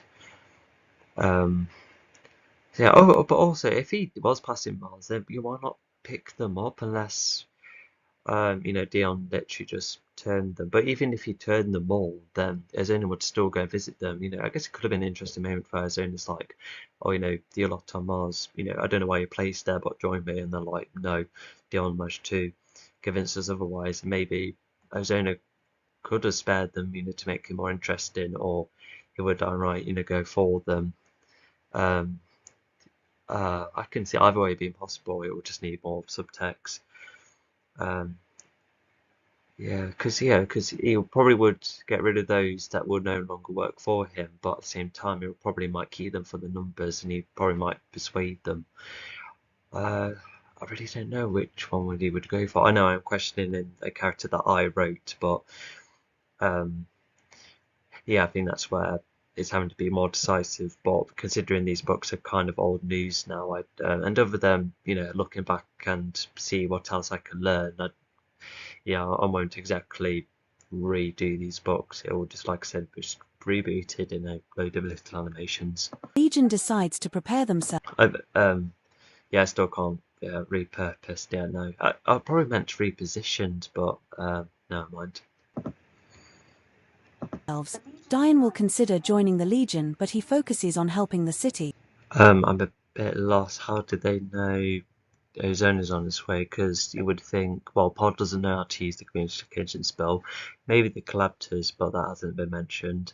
Ozona being seen from the sky, that could be another thing, but spotted by who and when? Yeah, that hasn't been said. It might be said later on, because that seems to be a bit of a pattern with these books, but regardless. And yeah, and also down here, yeah, because it looks like here the city battle still needs to be kept an eye on. So, well, yeah, I think, yeah, and I think it is good to help because you never know, because some rubble can just be unpredictable at a point where you do need to get everyone, out of safety, out of safety, no, out of danger to be safe. So yeah, I can see why him staying would probably work, and he can always go back and forward in that way. But as we later find out, Ozona tries to create a massive storm, so yeah, Don needs to be all around the area whilst the Legion fight. The source of it. You could say the eye of the storm, perhaps. Being Ozona, or the center, the source of it, and so yeah, because you would think that Dion would have to help the Legion fight Ozona, which maybe he should have, but at the same time, if he's quicker at getting these people into safety, then yeah. Some people are trapped in rubble. It is also unknown whether Ozona will do anything powerful on a massive scale. Someone has to aid the destruction and the Oh yeah, so that's where unpredictability comes in, which is interesting. And actually, something else I just thought of is that when you're hearing um, like there's a good amount of his abilities that are set up and then used for later, but as I later found out, he's able to create a massive storm, to which yeah, like there's plenty of reasons why he wouldn't have done this earlier, because a storm is for like a something to attack on a bigger scale, but we've only seen Ozona have to use more single powers. Even the likes of throwing rubble about with telekinesis was already big and scale enough, and he didn't need to form a storm when invading his planets. It's just here seems to be more of the case because of yeah, because of the amount of security that Earth has. He would have to be careful of the residents, though. I hope that does get acknowledged. Unless the storm mainly just goes for the base, to which I hope that's the case. That would make sense, because I can't see him go for the city again. And what else was I going to say? Oh yeah, but yeah, I think thanks to I think book 4 does no, book 3 outlines every nearly enough of the. Actually, no, yeah, I think back then, yeah, definitely enough of the elements at a point where you can probably infer storms being the case, because if it consists of air and lightning, to which ozone has the power of, then yeah, I can see that being the case. And yeah, it's thanks to my reboot, which will simplify things, because I really had to put a lid on and pick and choose the number of abilities that are there, because not to mention when Xyphor has all 4 elements, he has the entire inner power. He has telekinesis, fire, water, ice generation, chronokinesis, and then he can generate and throw rocks. He has that cube generating, which is like the atom equivalent in my universe. And then there's air in general. He could probably form storms. There's lightning too, astral projection, temporary invincibility, temporary evolution. Yeah, this is a whole heap of abilities. So it's yeah, because what kind of helped me is that what would be the point of each one, because you can't just like label multiple types of abilities, and like can't have too many choices for projectiles. For example, like what is the benefit of each projectile, and fire, ice, and water all have their different results. Burning, freezing, or zapping / stunning.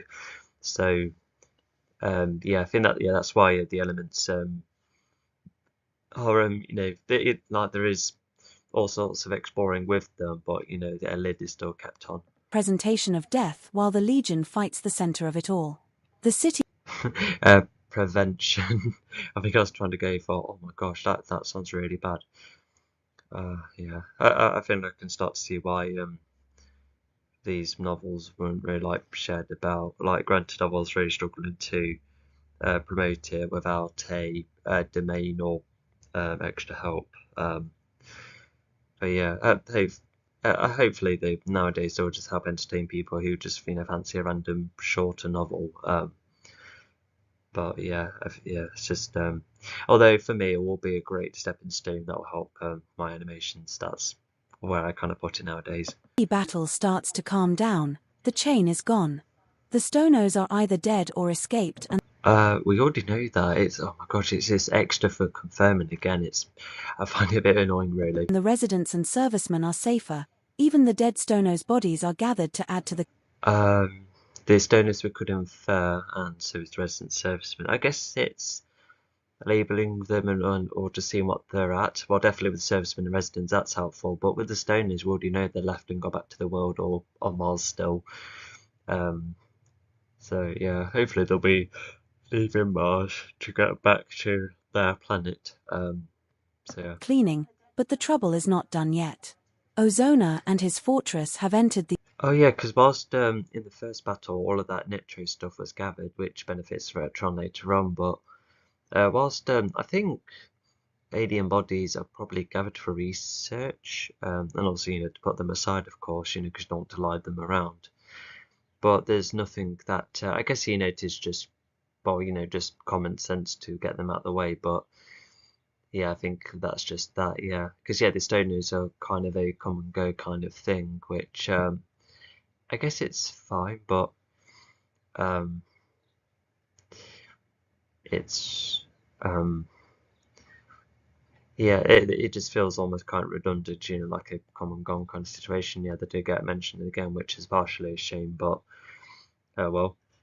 And um, oh yeah, that also reminds me.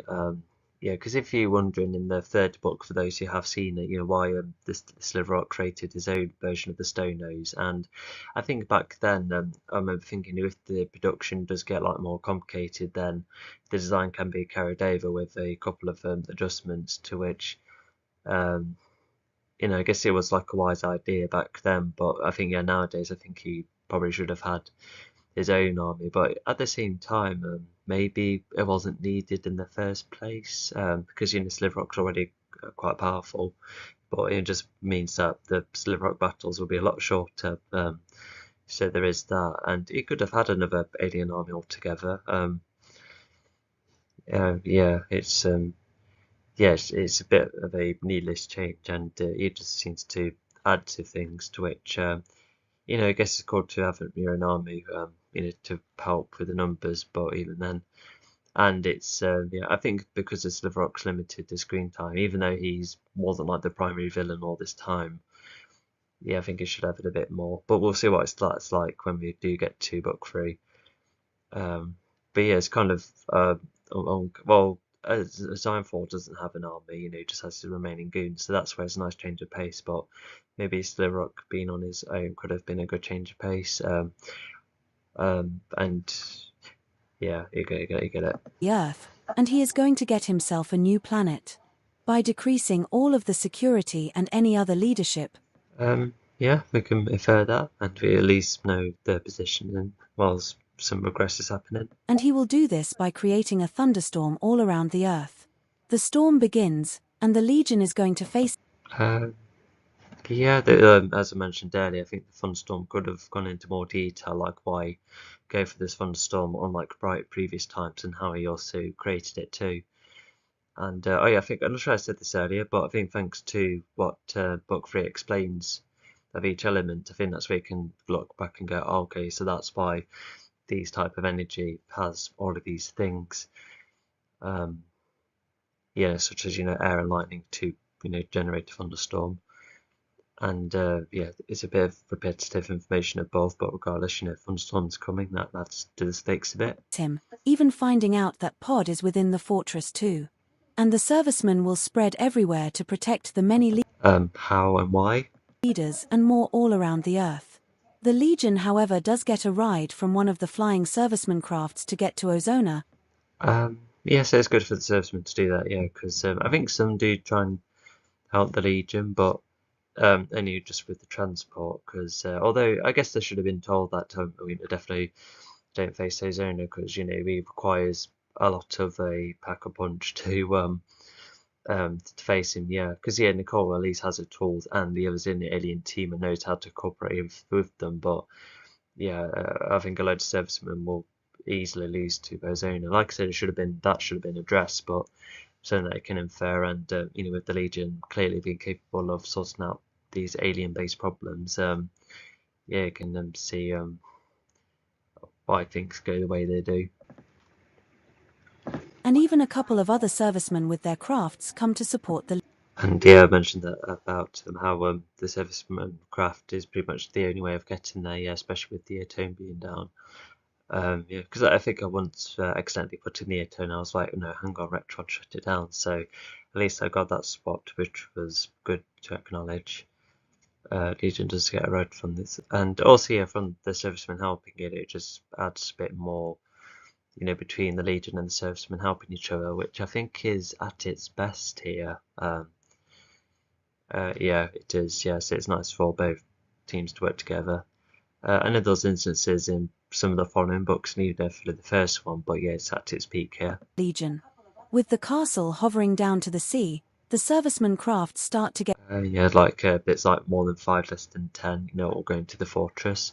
Yeah, I think there's other vehicles there, you know, it's like protection and extra firepower against Ozona when they're all come flying to him. So yeah, well that's my inference. Going now that all the Legion members are on, except Pod, who is making his way to Ozona, very slowly. Even Pod makes the sea waves wilder to distract Ozona. Yep, so Pod's at the fortress still, and I think he probably might have seen, not that it's written, which should have been, I reckon Pod might have seen the servicemen crafts ahead, and it's like, well, you know, once they're around, I could then, you know, go for Ozona then. I guess he could have start to try and fight him, but well, I don't see why not. Because you know, has the element, well, an element.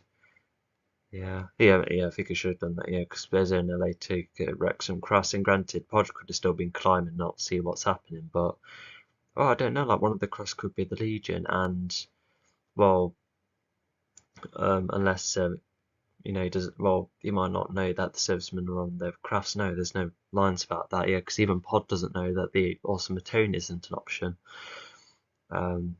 But anyway, so it can make his way, and yeah, he would go slowly just so he doesn't get a sense. So yeah, he's even more cautious. Oh yeah, it's altering the waves below. So yeah, it's making Ozona's senses a bit puzzled, which yeah. And not to mention, Ozona already has his eyes on the serviceman crafts that are facing him. Ozona starts to unleash the storm full on. Yeah, of course he would. Yeah, because I think once Ozona, you know, lands on the sea, to which yeah, why would he land in the sea? Because he's going up again anyway. Is it to give his power a rest? Well, that's not been established, and I think like I know a fortress would be massive, but I can see it being like simpler compared to, I don't know, fighting Dion. That would require a lot more concentration and you know, and having to keep going like this, like a fast metronome going off in his head. And so yeah, I don't know why he's landed on the sea. Yeah, I think he should have been airborne like always. But yeah, the storm is starting to come about, and but yeah, you can see. Yeah, of course, you would see the Cruciferous crafts ahead because they would be quite quick, won't they? Yeah, we can guess that's the case. You know, we're in the future of Earth, really. Tilda Chapter 30, Background to Earth. Back at the Automaton, Zami is resting on a new soft bed within the vehicle. Yeah, you would see that whilst he's arriving, yeah, because he's high in the sky then. Servicemen come from the storm is spilled around the base. Oh yeah, I was right. So yeah, he's gone for the base with the storm. So yeah, that's a source of all protection. Anyway, and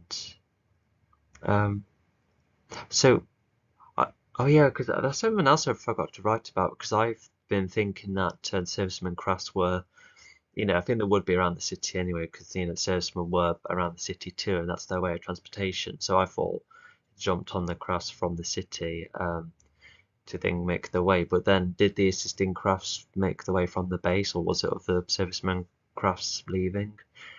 Because I don't know about the storm being vicious and that it's come from his own at this point. I like to keep that in mind, you know, if you know, Mike and the others are like, oh wait, hang on, it's only specifically how the storm pointed at us, we better leave the base. Yeah, I hope that's acknowledged in some way. But yeah, like, oh, I don't know. I just felt like all of the servicemen would have like left the base already, because the stoners didn't tell them either. So never mind. We'll get going. While recovering, Nicole is still annoyed with Hailwolf because To be built around the base might work. I think probably better is the formation of the storm is going around the base. I think that would have been better. the Earth is now at risk, and so the Automaton is speeding to Earth as quickly as possible. Oh my gosh, you must have like sensors on a massive scale to try and sense all of that. But also, not to mention, it just sounds a bit abstract, because it makes sense when he was on his own planet, because it's smaller scale, and you know, and nobody's really meant to go in and out of their planet, you know, definitely not without him knowing. But with Earth, there's all sorts of air activity. We're talking about planes, helicopters, skydiving people, you know, Yeah, I don't think they can sense the entirety of security in this manner because it's not like a Jedi sense where you can sense multiple disturbances or like count how many aircrafts are dangerous and as such. But yeah, that's a bit daft. It's almost as if the novels acknowledge, that he's only sensing air, but that's not going to tell him everything. If anything, you just would be just focusing on what's right then and now. The Legion and the base. I wonder if he knows that the Legion. Also just knowing what Earth is like, Legion aside, because the Legion are, a collection of oddities. But anyway, I've spoken. Thanks to one of the Earth's innovations of light speed. Hailwolf does try and apologize, thinking of it as a heroic moment, but only to realize that Oh, I see. So I guess he's trying to sense them ahead of time. Well, I tell you what, aircraft for combat tend to be quicker, so I think that's probably the thought process I had at the time. And also, um, first step, yeah. But yeah, so yeah, he's getting fired at him. We'll see how he responds. she has got a whole world in danger. Now those bad feelings have all come back. And all she thinks she can do is run away after letting in. Yeah, decent response. Defending himself and then he can fire. Might do both at once. I can see that happening. Tire fractions down. Hailwolf admits this, and she states about leaving. I haven't established how many number of crafts, but never mind. And I suppose it's convenient that the legions has been shut down. But even then, I can see the Legion like jumping out. But they're across multiple crafts, aren't they? Not just sharing one of them, because there's only would just like strike for that one. And yeah, I think the Legion won't be as much use with the sea. With no pod to manipulate the water, or simply be an orca and use his strength to carry all of them across the sea, which could have been like a cool concept. But pod's meant to be still at the fortress, or could have like escaped from the fortress and zoomed that way. Yeah, which yeah, I think I guess there's only could have been like well, was he in the sea already? But as he hasn't picked up pod and he didn't know that pod stayed behind, because I think the first flooding of just that area did hide pod well. And yeah, going down. So results there you go, crafts going down, and sadly, eventually all of them who were trying to help the Legion. Yeah, that's definitely sad in some way. Legion makes it to their castle. Okay, they made it. But Arvin encourages her to stay, holding her hand while making his soft animalistic calls. On top of that, Nicole was also disappointed that Hailwolf didn't know about Ozona's Oh, the tension's high. prediction of the craft, which Hailwolf generally didn't know about. Hailwolf. Oh yeah, that was I think that idea mainly came about in the storybook because that you can somewhat see, that regardless of what direction Ozuna tries to fire the lightning, it's always drawn to Zami, which is quite interesting. And I guess, oh no, did I, because Ozuna would have that same lightning, Zami didn't absorb it then? And you could say maybe because Zionville has the other elements that probably could counter it, but I don't know, that's a bit overly complicated. And yeah, I think that's a bit of a contradiction if that ever happens in book 5. But regardless, I think back then I was, thinking, if lightning was the most powerful thing to go for, then yeah, he probably would have. Yeah, he does start zapping them because it's like his most effective tool, even if it starts to wear him out at first. And I don't think he can mess about with the rubble of his own fortress too much. He doesn't have a lot to work with, so. I suppose you could keep them pushing them off, but it's just the sea being nearby. The sea being nearby. No, sorry about that. Yeah, it's just the sea, so they will just get out of the sea, and those in will just have to keep on pushing them. They're just going for telekinesis. But yeah, so he goes for lightning first, and yeah, lightning is not an option. With Zambi just almost like absorbing it. Yeah, with his power already higher. And so yeah, we'll just be with lightning's on option. What else will Ozona do? Wolf also explains what she has sensed from Ozona, and sensing the air is not the most blatant action from Ozona. Oh yeah, I'm not sure if it was me thinking of something recently or if the books established, because I used to think that Ozona was wearing a um, like an amulet of his own to absorb that one element, even a necklace perhaps. And but the sword has it. Whilst his because Ozona, his race, it of just telekinesis, but thanks to the element, it gives him way more abilities, other abilities, and um, but so yeah, if he has been telekinetically, controlled his sword from time to time, then I just wonder where the interaction comes from, because I'm surprised it's not going back and forward. I guess it's comparable to when Pod keeps throwing his trident, but that's I guess it is like power being absorbed, and I suppose Ozone is also like Pod's unique morpho body, where he's managed to adapt to one element, which is unique, because normally no race can absorb one without losing their life. So yeah, I don't know what I prefer. I better clarify that in the in the reboot. How Ozona should, because yeah, I think Ozona being a powerful race is one thing, but just seeing how it is actually absorbed. And oh yeah, something else I just thought about is that whilst I don't quite remember how I came up with Orphean, I think I just oh, it's because hang on.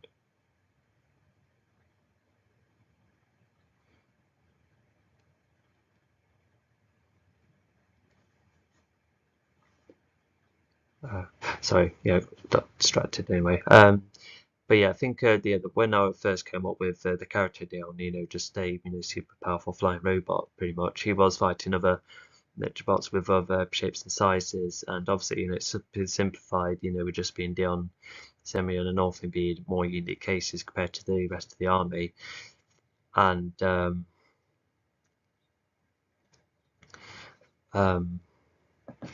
yeah, and when I was like creating all sorts of miniature stories of the many type of beings that Dion was fighting against, yeah, Ozona was, yeah, he was always like the big boss. So yeah, I think he definitely carried over. And yeah, I just remembered over time where I was like, which villain is that, which element, and yeah, Ozona having a life force. Yeah, I just thought that's interesting with the robotic slash life type of power intertwined. Yeah, with Ozona, because I used to have you'll see on my Instagram, because I made up a load of ninja characters, including Akio. He used to wear yellow, but now he's in lime green, and is going to be a race of his own, rebooted in the reboot. Yeah, because I still really like some of those concepts I came up with. But Ozona used to be the the arch enemy of Akio, and Ozona's, I think what type of powers did he have? First, not sure. I think it was mainly telekinesis and lightning too. Yeah, I think that's the case. And yeah, when I was planning which element and which villain, I remember thinking, oh, Ozona can just have this type of power, and I thought, yes, that's a rather good connection. And so yeah, and I used to, I remember creating a kryptonite equivalent for Ozona. I don't remember how that played out, but it's a writing mechanic I'm not. Well, I guess it just depends what you're writing, but anyway, yeah, let's get going, shall we? Nicole, however, doesn't know what to say, but that feeling of letting down is what she can relate to, so she keeps Hale. Um, yeah. Although in book three, when the amulet was destroyed with all four elements, all the elements were exploding at a point where that entire planet got wrecked, and so I'm surprised the Legion didn't quite, think of, oh, maybe there's like a danger of an explosion if we do destroy the sword in that way. And I'm looking forward to seeing how the sword does get destroyed. It might have been Pod's trident. I can see that happening, because it'll be a strong metal, but no nitro on either side. And but yeah, as I said earlier, if the user is no longer in contact with the weapon, then but at the same time, even when Pod lost his trident, he was absorbed enough at a point where he still maintained, the vulnerabilities, even if the source is separate. So going by that logic, Ozona should still have his power. But I suppose something did happen to him, and because he goes from natural causes eventually somewhat, as if the power kept him going. But kept him going physically rather than, it's no immortal enchantment going on. But yeah, that needed to be clarified, or would have needed to be clarified. And um, Storm Sword is what stops the storm, reduces the ability to fight. Yep. So that's okay. Yeah, that's once discussed. Wolf nearby, knowing both of them do have the chance to make up. The Legion has arrived at the base as the awesome Atone lands thanks to drone mode. Mike sees them. Yeah, yeah, I think that's sensible because yeah, Pod and Nicole do have the more destructive type of abilities. Because Airwolf and Arvin, despite having some variation, they're very animalistic abilities. So yeah, I can't see them like trying to claw at it. But it's a good formation so far, and Zami I think would help both, but he acts like the absorber. He's the one with the lightning now, so I feel like that gives him an upper hand. But at the same time, Ozona would still, put the force fields up in that. And they all go inside the Legion building. Mike after being told instantly that the Earth is in danger, and so the servicemen are all given a code red and all get ready for another attack. Okay, so yeah, Ozona is trying thinking smartly to be like, maybe I won't use lightning. Although I guess he could have used some kind of advantage, like for instance, if someone was in between him and Sammy, then that would create like a, well, just lightning getting in the way of in between someone and getting well, yeah, despite it being in between, Ozona and Zami, then someone will get caught in the lightning crossfire. Yeah, that's what I meant. And but yeah, so Ozona tried to get Azami far away, but that wasn't working too. So at least that's partially acknowledged. But does that mean like, what if Zami was another country? Would that mean that Ozona would try and set someone where he currently is, only for the lightning to completely like shoot over, like not in his direction? Um, yeah, because I feel like he wouldn't be able to feel it properly. It's a bit of a complication involving this element, but um, never mind. I guess I'll just be careful with how I complicate these abilities because I still want to explore them, but like I said, be careful. And so yeah. But they all don't know where the strike will take place, so they need to keep an open mind about it. However, Because of not only the other Legion members, that's what I was trying to say. Retron has set some traps that zap everyone in the Legion building after discovering that Zami seems to absorb all that Ozona provided to Zami, and we would say provide because Zami looks like he is producing more powerful looking lightning. Everyone is... Yeah, that already sounds like a lot, and yeah, looks like the castle is already lifting up. There's a reason why. Oh yeah, it's even said about here for why the castle is moving up. Yeah, which I'll get to. But yeah, if lightning is already Ozona's trickiest to trick, then yeah, he's already trying to juggle a lot, and at least more servicemen are being sent, so it just goes to show where Mike trying to help out in his own way, and he would kind of overwhelm Ozona and the servicemen, try and help at least. And yeah, I just hope there's enough to still help with the residents and the evacuation of the base. And but yeah, that's it. It just feels and sounds like a lot to juggle. So I already feel like somewhat pressure from within like with what Ozone is trying to juggle with. But I suppose he's experienced. We'll see how far it can go. But anyway, so the castle is levitating to because of the decrease of oxygen, which is yeah, a smart move, and I think he will be probably doing this slowly. Maybe he should have like shot up and then sort out the Legion, then he comes down to fight the servicemen with no problem, and then focus on Storm that way. So it sounds like he's doing everything at once, to which yeah, that a small plot hole perhaps. Yeah, I think there should be more of a reason why he's trying to do all of that at once, but I suppose he just doesn't want anything or anyone getting in the way. And um, so everything needs to protect any servicemen up on the Legion as a couple more crafts come to join, plus his own left into the castle area making. Oh yeah, we've got that. Now physically stunned. And it was done because of Retron. Retron overhears that this was the Legion's fault as he was sneaking near the landing automaton, and so he will get the next victory for himself, and with the Legion lying down on the ground. The Legion was barely walking after the run from earlier as well as the zapping from Ozona. Whilst they are all on the floor of Yeah, so the president does get a mention, although yeah, would he still be at his castle, being making sure he's still safe, or his house is presumably somewhat far away, so I don't think he's in any trouble. But anyway, at least Mike and Retron are helping out with the residents, and I guess what Retron's thought process could be is that even if he's not fighting the main threat, he's still helping protecting the people. Although from what, because oh maybe it is they're at the base, I think. No, it says wait, hang on. For now, concentrate on protecting the people of the base, and yeah, I think with servicemen, who they are ordering.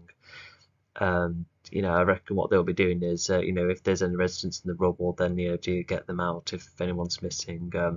But Dion's already onto that anyway, and yeah, another attention would be to try evacuate the base and protect anyone in there, because you never know, Arizona's storm could be so catastrophic it would probably prevent anyone from leaving, and they're probably like trying to shelter themselves within the building too, and so yeah, but yeah, I feel like a Retron should feel like good enough, to help the people out, help the soldiers in his base out. But I think that's probably the point where he probably is wanting to, be the one to end the evil, because that's what will get to all the spotlight towards him, as he once had. So yeah, I think that's what I'm trying to imply. Yeah, it could sound a bit childish, but maybe it could be like quite frustrating when they're like, they're fighting the bad guy, and I'm just having to look after all of these people. But he does care about the people, and he does want to protect them. And he does have their genuine interest. Especially when the Legion do step over the line later on, and are seen as more responsible. So I'm a bit mixed on that. Yeah, I don't even know whereabouts they are. Like, yes, they will be communicating, but are they at the city or base? If the last mention was the city, then maybe that's where they still are. the Legion building, they all crawl to one of the cupboards where they can get hold of painkillers. Retron takes It could be like the worst storm in history, most likely. Yeah, just around the base. over the next mission as he leads the servicemen. Alongside releasing So yeah, despite having to juggle all sorts, yeah, he's still rather tricky to it. Yeah, no could be keeping his force field up. I guess what he could have done is keep the force field up and then raise the castle upwards in that way. Because especially when because even if the Legion try and jump, to maintain their oxygen, but landing the water, from a very high point is actually quite fatal. Um, so maybe I could have written something like there's almost no way out other than fighting Ozona.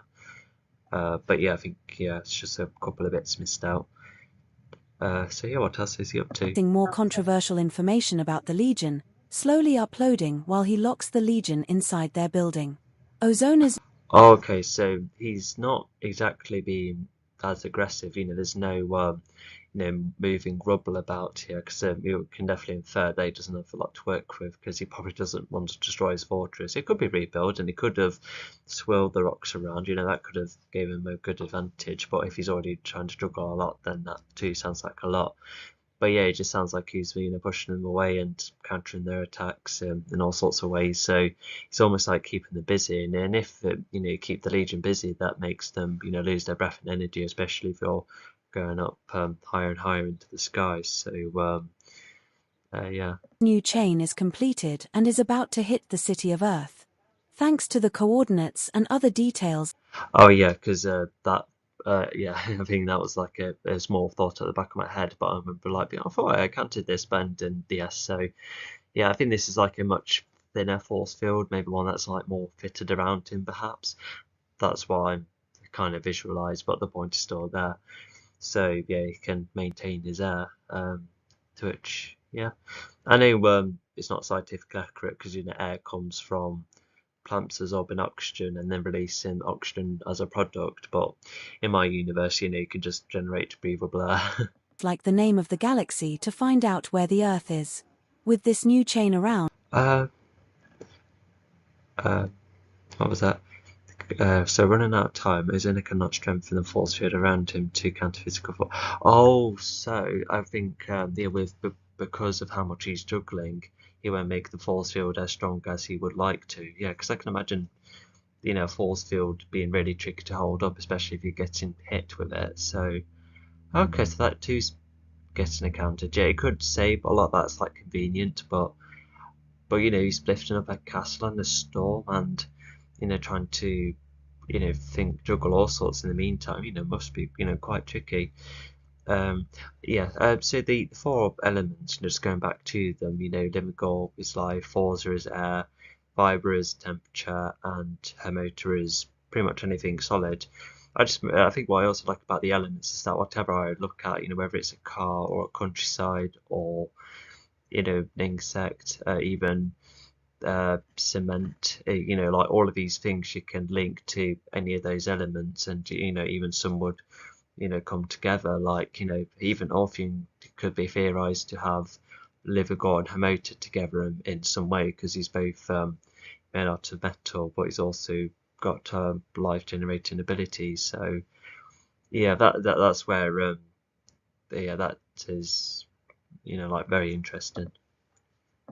the Lightspeed tunnel is activated, and the Stonos are about to enter Earth and diminish any security there so Ozona can rule that world with another iron fist.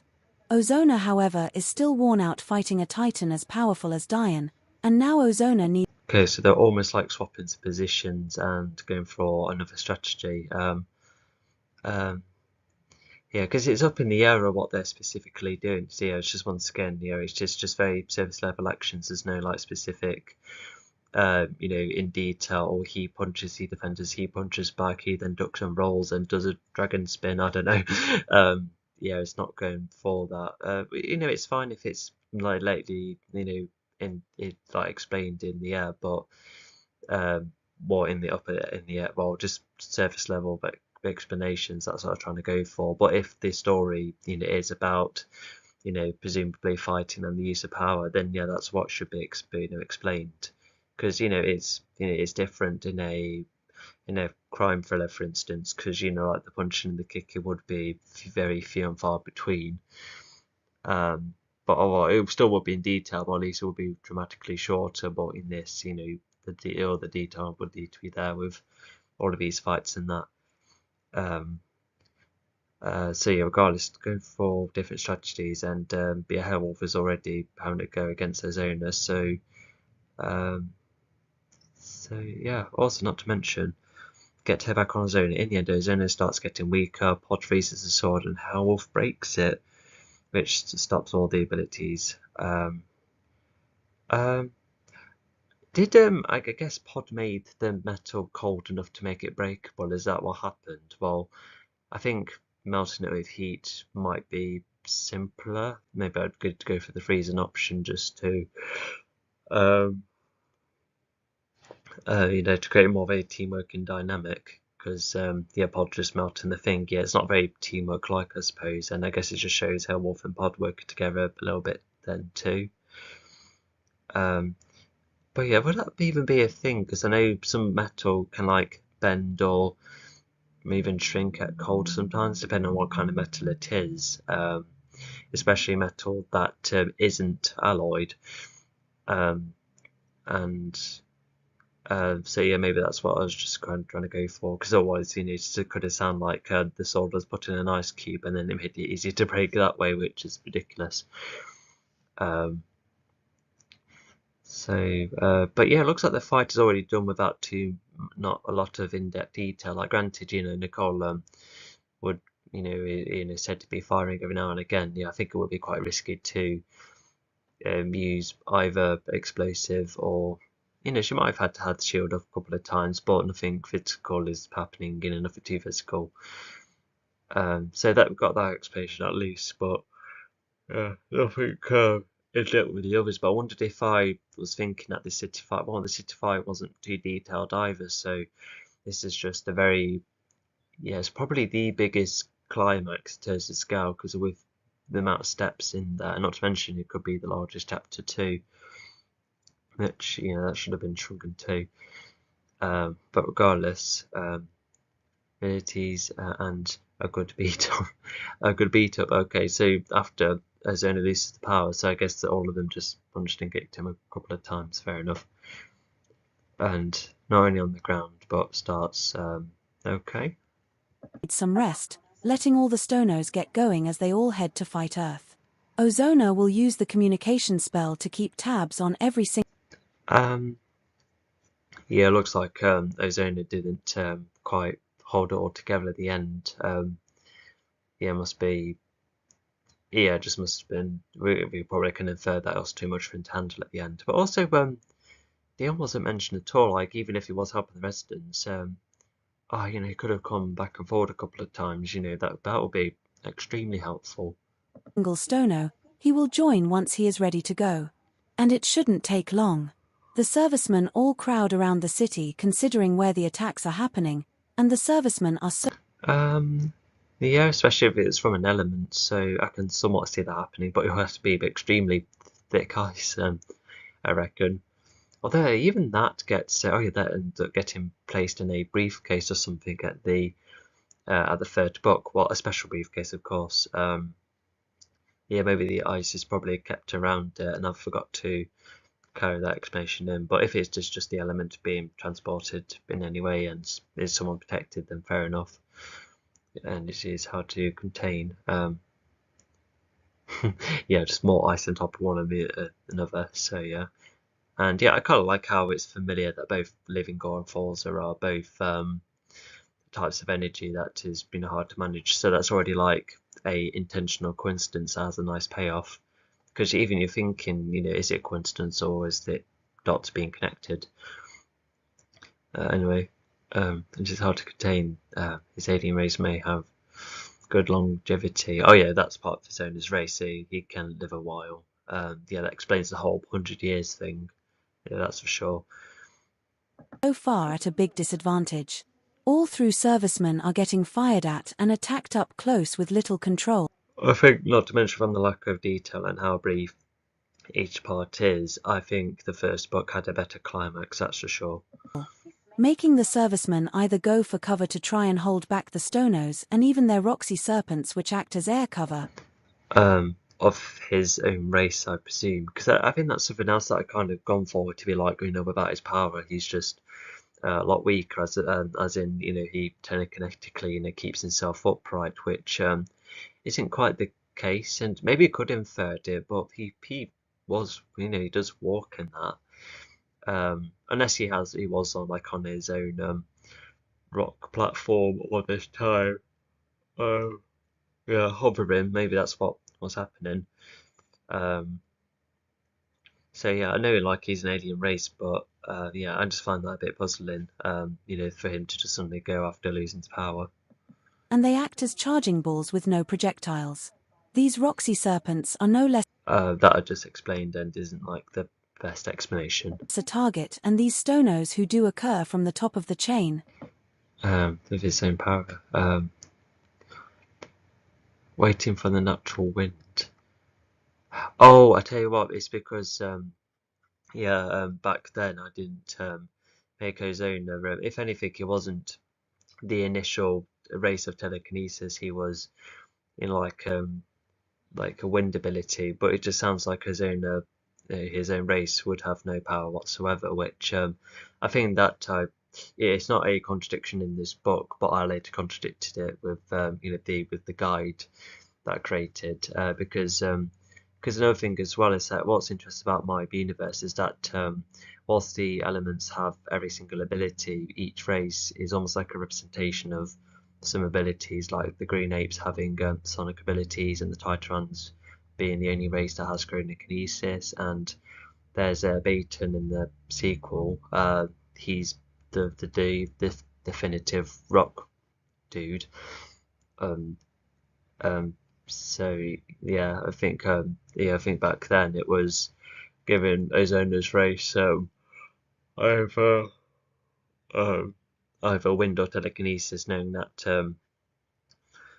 just kind of see an alien of his type, um, have either ability. But I think back then initially made his alien race powerless, despite being powerful enough to absorb an energy and live quite a long time too. So that's why it's talk about natural wind. So yeah, he's pretty much stripped of power. Well, this version of the Zona anyway. See and tell Ozona via the communication spell that the base is what is providing the security for the whole world. They tell Ozona this as they Not only is that kind of drastic looking back, but Ozona didn't exactly do anything to Zamu, like personally. Like I knew that Zamu did get zapped and he was a bit off, but then he got power afterwards. But and I guess it was just like a moment to be like, oh yes, I'm gonna finally get you. But it just sounds like a significant payoff. Something like that would have been far better if he was like dreadfully hurt at first and for a lot longer, and then maybe if he needed to find a way to adapt to the lightning that came to him, because he absorbed more than the others. And in the meantime, Zona could have, like insulted him personally, be reminiscent of a bully, or Zona could have even hinted about how Zambi, he's the last of his kind, which could have been good foreshadowing for Book 3. But even then, Book 3 doesn't even talk about Zambi and his background much with what he's missed out. So yeah, because at the moment it just looks like because he knows that Ozona is a bad being, and I guess Sammy had like a moment of satisfaction, being like, yes, we finally beat now we're gonna finish you off, but he does hold back. Let's see why. The other servicemen leave the base alongside vehicles. A belittled how and when? No, that aspect's missing. Like the serviceman crafts and the 4x4s start to come too. Oh, so he chose to calm himself down. Okay, so that's rather good of him. Because, yeah, I think thanks to previous events, like such as seeing what Ozona was like earlier, with, putting up a facade and seeing how Zama being his true self helped him end a friendship with a bully, or form one at least, like a miniature one, even though the bully doesn't come back at all, but oh well. And but yeah, because I thought it was the others like reminding Zami, but no, he decides himself, which is good. I wonder if the others were like on edge, because they don't normally take lives, especially well, yeah, just not in general. But yeah, for him to choose on his own accord, that's good. Some servicemen were sent ahead of time as they wondered where this chain would land, but some were already in the city. Back at the base, the Legion is all trying to get up. Bit on the nose, but at least it adds to the theming and ends his arc in a way which is, just like a cherry on top kind of thing. But thanks to a vehicle notification, the awesome Atone's air technology has been damaged by. Yeah, on his own, as in, just himself. He's not like temporarily in a room of his own. Not that kind of alone. But anyway, so as I like this moment because as it's consistent for all power to shut off once the user or the caller is already down. That's where the fortress starts dropping, which I can imagine there being an exciting visual. But also, Pod uses like a lot of water or something to slow it down, doesn't he? Which is very good. Without that ability, it would be like the biggest drop ever. Who knows how high they went? Probably not too high, because if they had like lack of oxygen, they would not function whatsoever. What was in Incredibles 2? When Elastigirl was losing oxygen because she was so high up. What was that? No, I forgot the scientific name. But yeah, she was going all loopy, and yeah, so that didn't happen to the Legion. So yeah, they must have just like reached the height of a Lake District mountain or something. Yeah, imagine if you did like go up to a Lake District mountain and go like, oh, there's a nice view over there, stuff like that. Anyway, Yeah, if you're wondering, I was trying to say, oh, a nice view over there, while sounding, you know, lack of air. Anyway, go down longer. Yep, so it's going down. What's Pod going to do? by Retron. He not only had time to do this while the Legion was unconscious, but he disabled the flying because by wrecking the whole vehicle. That wasn't specific, because something I was thinking of is that it would be water constantly gushing upwards to slow down the fall that way, or maybe it could have like brought up a load of water and it could have slid down that way, like if a boat was going down a angular waterfall, almost, but like a curve kind of waterfall, like a custom one, regardless. He would have been more guilty if he managed to do it without any CCTV spotting. Yeah, that's just simply put aside, yeah, no longer like for research, etc. To which it's fine to, have the body put away, but I don't know, like maybe it is kept to research because I can see alien research being a big thing on this planet now that it's intertwining. Yeah, it's an interesting thing because it never gets like brought up again, like, it's like the nature meta is research, but nothing else is. Like, imagine if by researching Ozona's body they got like ideas for lightning, or they could have shot lightning from nitrate, like a breakthrough like that, which could have made Dion frustrated that he doesn't have the luxury of being immune to energy, any form of it. Anyway, so he must return to the city. Yeah, because in the middle of the sea, so yeah, off they go. Him. Now how will the clan get to the battle? The Legion still needs time to recover first. Oh yeah, how do they get back to the city? Maybe they did treat the fortress like a boat or something. But anyway, so everything's far less here, which is good. And they chat as they try and get going. Not to mention they even managed to contact Pod thanks to using their collaptors. Oh yeah, so yeah, I think whilst the residents were saved, they probably hopped onto news feeds or social media, being like, "Wait, hang on, what's all of this new information?" I'm probably feeling a bit conflicted here, which is almost like a final jab from Retron to see if like another way to shut down the Legion once and for all. But of course, it doesn't work, and but yeah, because normally in stories you could have the hero being like, "Oh, I've saved you all residents, you're welcome," and the residents like, "Yay!" But we got a bit of a twist with it, which I kind of like. But yeah, as it said, it's treated like the final obstacle. Um, so yeah, what did the Legion do about it? A holographic phone call. Pod has made it and has Diane's body as he goes back up to the surface with the Tengus in the coves. While everyone is uncertain, Nicole has an idea. Use the Yeah, so this is where the residents probably would be quite confrontational, and we all know that Nicole can, like if she was loud and clear enough to stop a duel in the previous book, between Pod and Zamir, then yeah, I could see how she would be the one to be like, "Hey, quiet down, everyone else paying everything." And so yeah, honesty is the best policy, and yeah, so yeah, they just admit the lot. So yeah. Tengus star to revive Diane and find a way to attack the planet. After hearing the city attack, the awesome Atone must go on wheels to help. Pod nearly refuses at first, but as the planning persists, to the shock of all. Yeah, because it would have been, someone else to point out whether the Legion, talked about. I think I mentioned, whether the Legion would have wanted to discuss whether they would like to, just focus on Earth or go for other planets. But they're going for Zion 4 anyway, so I think that's almost like an extension of protecting the Earth with some exploration. But no, it turns out they, help Dion out, with doing all sorts of bits and bobs and crimes. I've already talked about how Mechador and Design 4 should have been prioritised because all of these little crimes would go in and out regardless. Well, aside from the alliances with Zion 4, but even then, that's it's the kingpin you have to go for really, and but yeah, I think what Nicole is outlining here is that she is like stating that yes, we've had although Sammy's was an action and the other two were, uh, like darker histories. So that is not very, yeah, that wasn't really much of a list.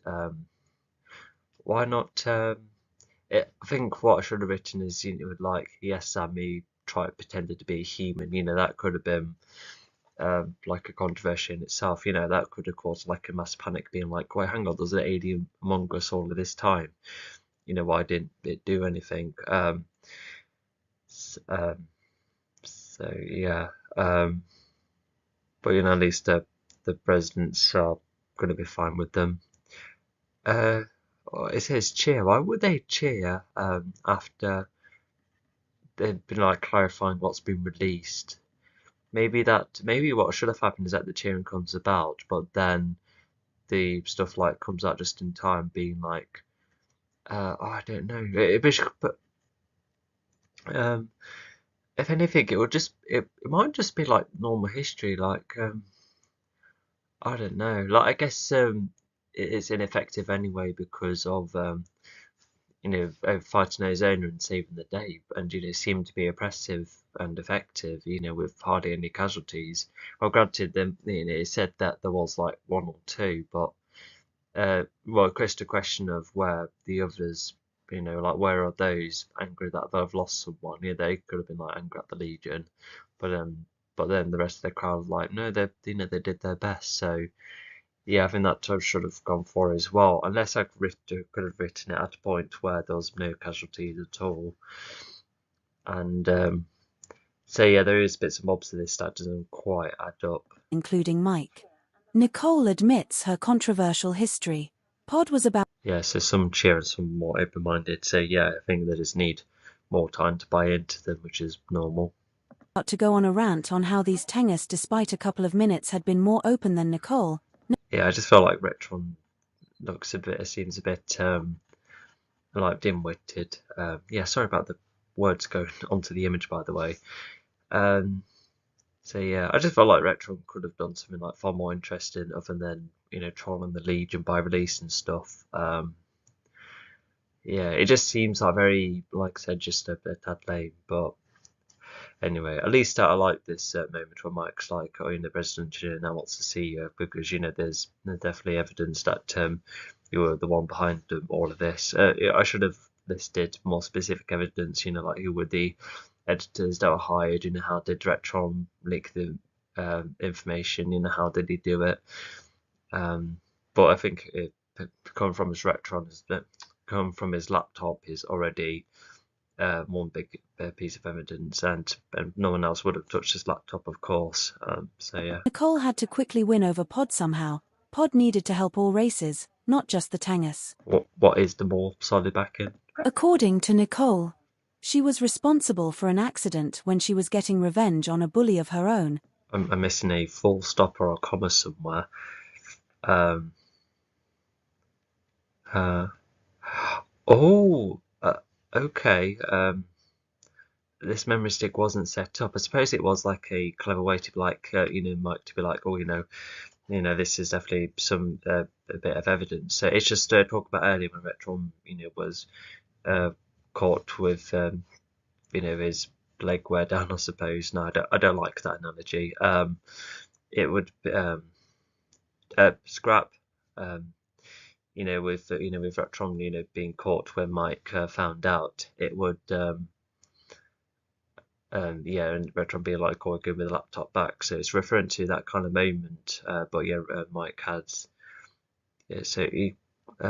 Although how would having a memory stick copy the? Well, if anything, maybe as an improvement, the memory stick could have been advanced to a point where it talks about which devices it was which device it was interacting with, and copying over the information of what he had possession of and what he was intending to release. So yeah, I think that would have been a good improvement. But it's just worth mentioning, like yes, there would have been like some documents about each distant history, because that's already a thing. You need files and everyone, but yeah, could have been more specific of what else. Could have also been more footage of them looking scary as to fight crime. And she ended up a young offender's for most of her life. Until Mike looks at her ancestors' history and sees potential in her being a much better person to fight for the right. All right. Yeah, adding to the proof. Oh yeah, so yeah, I think we can definitely infer that. Hang on, let me just take a step back a bit. I just lost myself for a bit. These are flawed yet good-hearted beings who want to save the Earth and even Sorry, help that's other too planets far, too. if you can hear This me. makes some of the residents cheer and the rest more open-minded about I them, talk over. pleased with how controlled everything was. Retron sees that this plan didn't work. And after Mike contacted the president earlier, now Mike has more solid backing for how and why Retron did Did they have a phone call or a video call? And I suppose it was like an email being like, hey, look what's on this memory stick, and it just came from Retron's laptop. it. The president wants to see Retron. Retron earlier demanded the laptop back. Mike did offer it, but he also used a small memory stick to copy the information to it without Retron noticing. Adding to the proof. Later, Retron tries to apologize to the president, while pretending to I think I should have written that he's with the president in person, like at his house. Because he could have verified that it's either that or a phone call or Zoom call. be sorry, even trying to justify stunning the Legion in their building. All while pretending to be sorry, so he's not only two-faced, but even he's like putting up a bit of a facade. They're being like, please, like, I'm sorry, and when then the president, gives him a light punishment. Which must have been tough because they're mates. They used to fight together, and I felt like that should have been acknowledged because they're not, just simple acquaintances. They've had history, so I felt like it should be written more as that kind of dynamic. But for Retron to treat the president that way, just goes to show that Retron, is probably not only he could be smarter, but also just knowing how to scheme more effectively. But I feel like the president might have to be the smarter out of the two because, well, not only because of being a bit more open-minded, but if you're the president, you must have all sorts of knowledge of how to handle all sorts. And he tries to defend himself by saying it was self-defense, but no one buys it. Retron So if there was a witness or CCTV, regardless, you'll just see the Legion walk into the room and Retron already being outside of the building and seeing them getting zapped, and that means that the Legion wasn't going for him in the first place. So these novels would have been completed last year, if not 2 years ago. So I think I was still working out how framing works. Unless there was nice CCTV, etc., and Retron just tried to come up with a lie, but try and go look with that, because I swear the collabtors on their wrist, like even though their wrist devices, I've imagined them having like rather good camera feeds, something that benefits the sequel. But even if I haven't written it in, it's still an idea, and I don't think that becomes relevant anyway. But yeah, even if if video footage did come from the collabtors and they in their good cameras, whatever camera it would be, despite coming from a wrist, it will show that Retron wasn't being attacked first. So yeah, that's this is a really this isn't making Retron very smart. Tries to justify his actions more by saying that once the Legion was trying to get going, they were threatening Retron to get out of the way. But once again, I've said what I've said. It applies here too. No one believes him.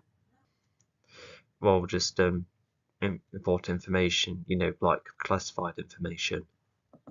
Disabling the Awesome Atones flight, this decision was half expected. Both Mike and the president are aware that Retron wasn't spotted. This decision was half expected, as in Mike and Retron. No, as in Mike and the president already knowing that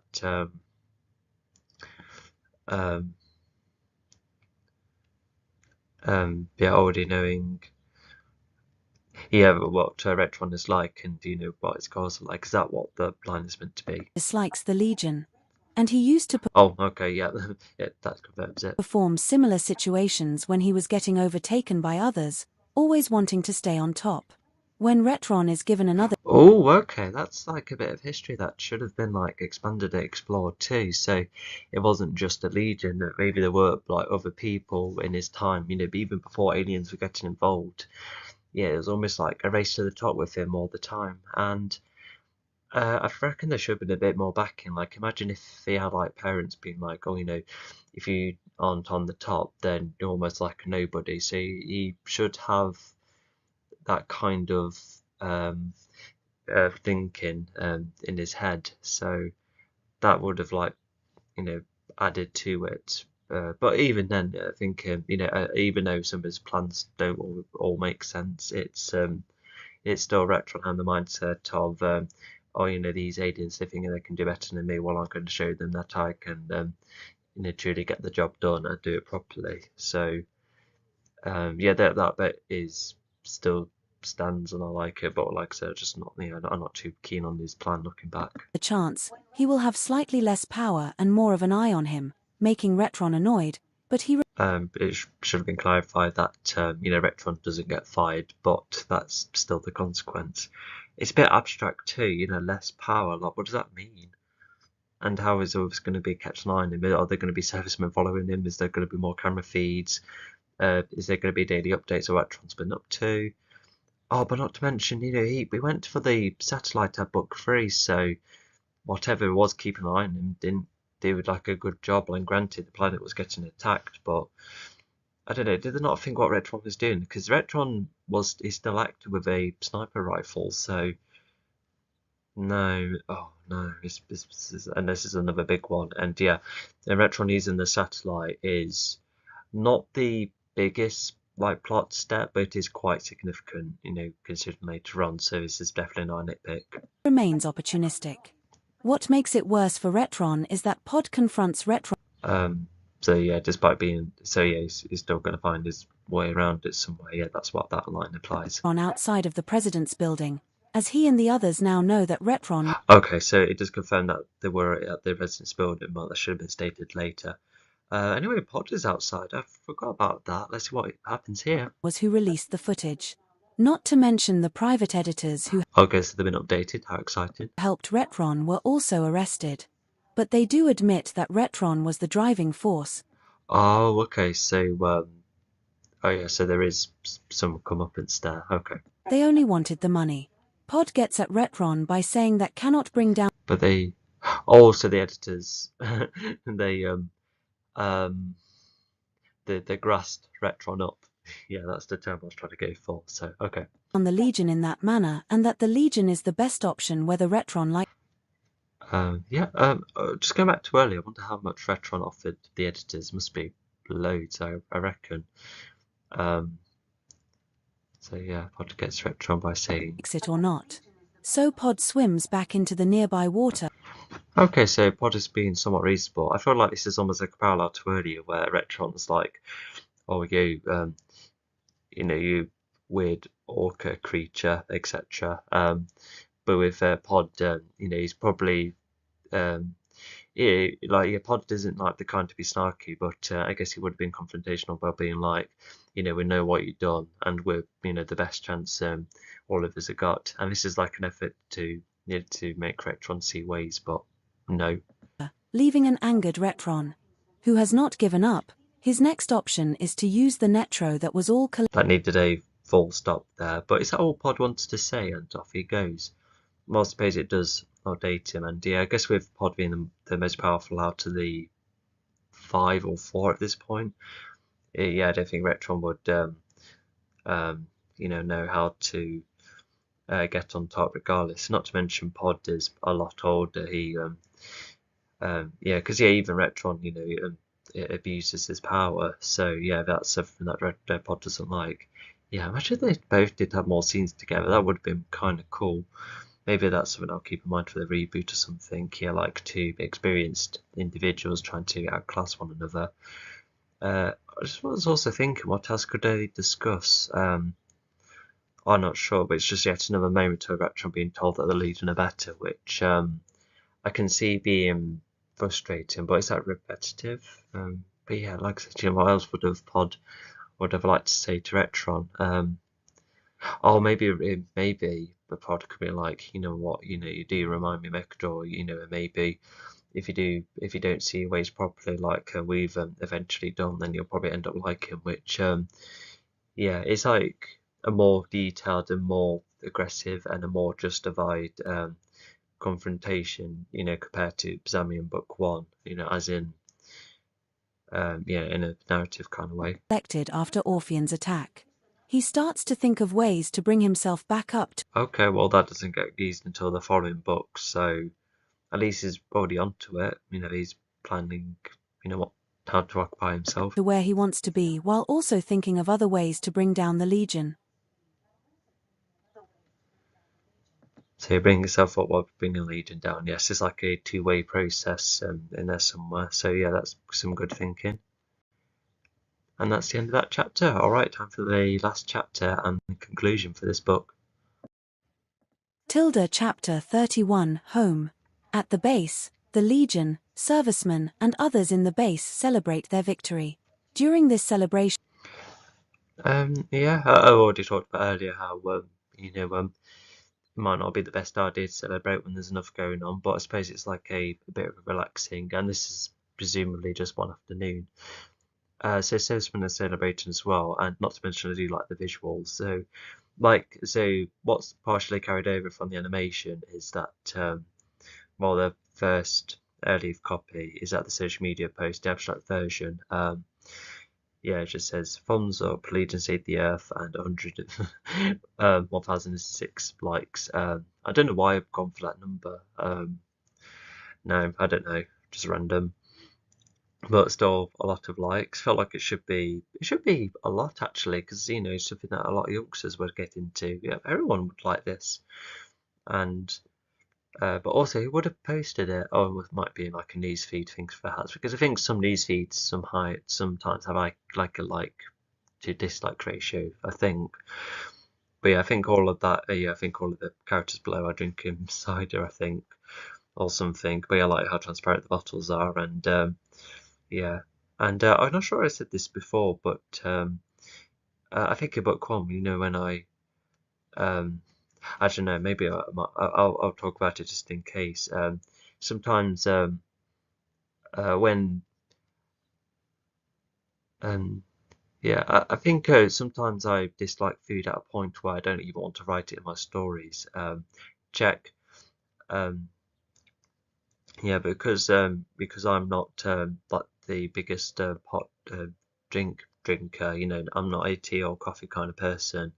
I'm always like a cold drink kind of person, and that's something I've kind of carried over here. So yeah, if everyone enjoys cold drinks, like yes, tea and coffee would exist in this world, but I don't think it'll be something that'll be acknowledged. Check.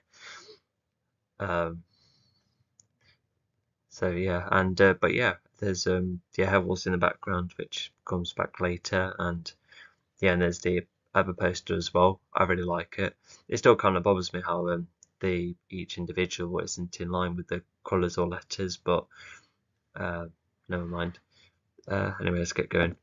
Zami gets an audience. Pod and Arvin become fan favorites, and Nicole and Mike talk about how revealing history is a good idea after all. Okay, but what's the grand result with the other two? Not sure.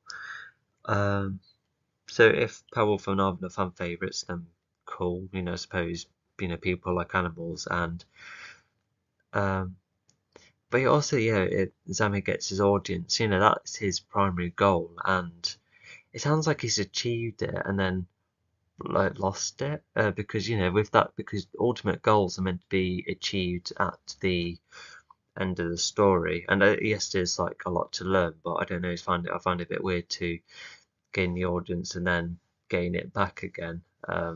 So it doesn't quite add up. No, I shouldn't have written that. It should have been how Zami is like well liked, and he's been like open and honest during like interviews, for instance, if they ever get interviewed, which is likely.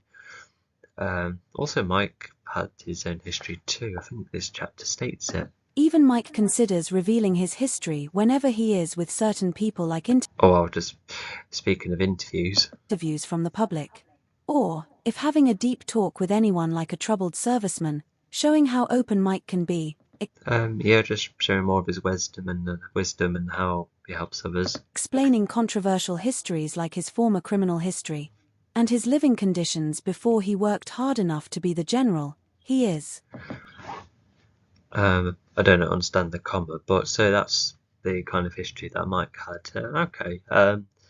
Yeah, because there's loads of real life inspiring stories where they become much better versions of themselves. So yeah, I can see how that would be inspiring. But yeah, it looks like Mike's a bit more, just even more open, despite being a well-rounded person anyway. No one is bothered by that. If anything, it reveals a side that makes him more appealing to the public, and even a couple of cases of other aliens knowing who Mike is, the founder of a great.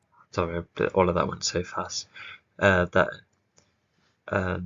nobody is bothered by it. If anything, it reveals a side that makes him more appealing to the public. More appealing? I can see that happening. Because if you're open and honest and and just seeing the contrast like before and after, then I can see that. Even a couple of cases of where aliens knowing who Mike is, the founder of the great team. Even a couple of cases of other aliens knowing. Does that mean other Legion members knowing, about his history? Because no other aliens would have heard about this. Maybe like a lot later, with Mike ever gets talked about, when the whole galaxy starts to know who the Legion are. But that's a bit of a misleading line there. But regardless, I like how Mike has acknowledged to be the founder, and even though he's like quite a background character, I do like his extra significance in the fourth book. Even if, but yeah, I feel like he probably could have done with more screen time and a bit more importance, because he is already important. He's the reason this team was formed in the first place. He pitched this idea to the president, etc. Team. But in this celebration, where is Hailwolf? Earlier, she was asked if she Yep, she's outside. wanted to join the Legion, but after a good thing, while she was outside, she considered probably going back to her race. And She wants to join Legion, but after a good thing while she was outside. No, that sentence isn't meant to be there. No, I don't understand why those 5 letters were there.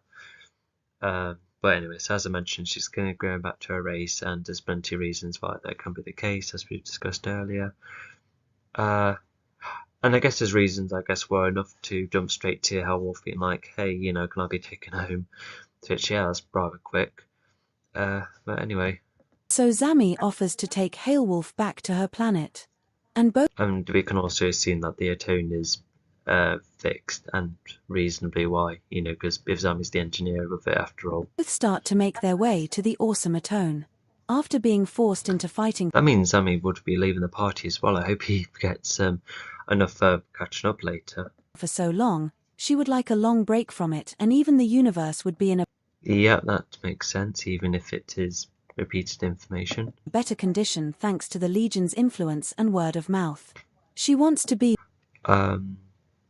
Yeah, I think because it's only the Tengers that mainly know about them. But I think this is meant to be a line for later. Well, probably for the following book, when all of these planets have the satellites thanks to Dion, and they all communicate that this Legion is the best response to take down Xanthor, etc. And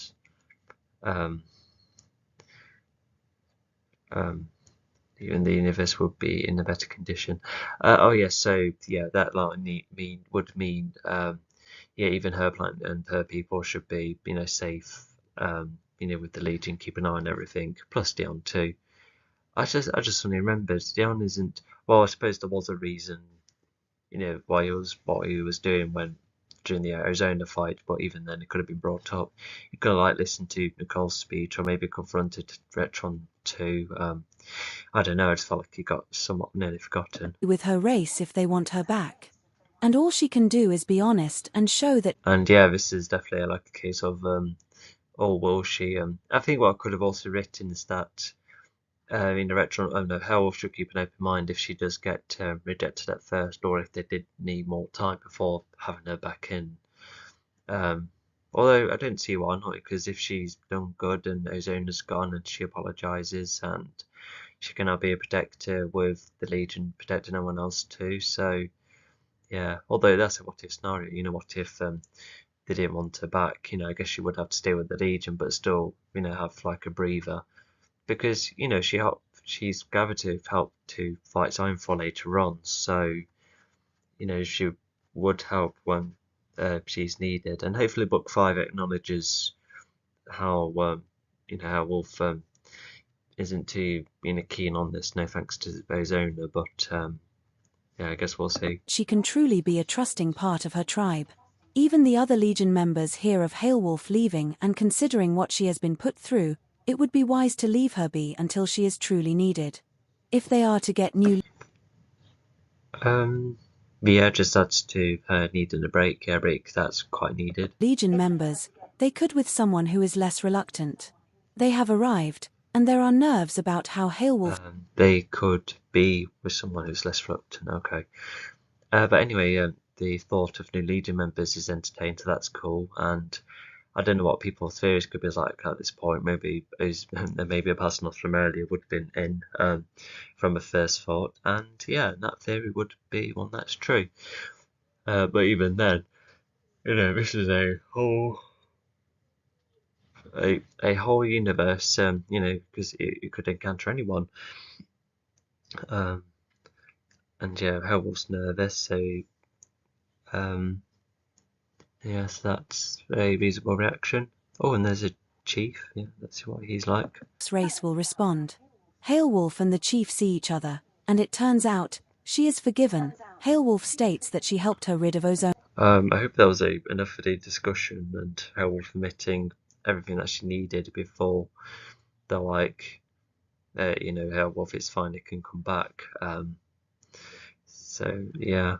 And not to mention, as you'll probably have seen the storybooks and other imagery too, yeah, the Newmans are designed in very similar ways. Because I remember when they used to dress in a more varied way, and I think I might come back to that idea because I don't want to make every fraction, too similar. Because even Helmwolf only stands out because she has a hat of some kind.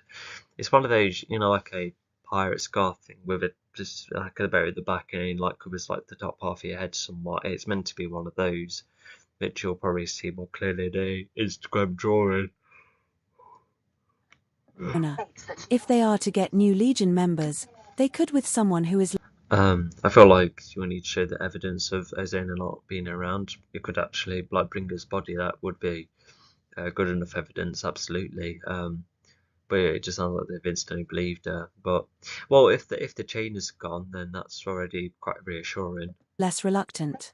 They have arrived, and there Yeah, I think that Evan the Newmans should have written about how how they feel with the chain gone and with their planet in the right spot. Because yeah, they have like the animal spirits in the sky, so I hope they didn't get too affected whilst the planet was literally moving across space. It could who is less reluctant. So yeah, they definitely want that. So if getting new members, they would want someone who's more active. Yeah, because Hellwolf well not only needs her rest, but yeah, she doesn't sound like the most reliable. But she still does the best she does when come back into book 5, and not to mention both book 3 and 4. I think there's a lot going on at a point where it'll be a bit of a stretch to try and get hold of Hellwolf in between everything. Yeah, because book 4 they had the Titans, and in the third one, yeah, the lot of them together are powerful enough. are nerves about how Hailwolf's race will respond. Hailwolf and the chief see each other, and it turns out, she is forgiven. Hailwolf states that she helped her rid of Ozona. Additionally, this legion may be good enough to take on other threats, so Hailwolf is not only welcomed backing but will also be the race's protector. She will be in the legion if she is ever needed. Yeah, well, he decided that. That's just something they discussed and then universally agreed. He's maybe good enough to take on other threats.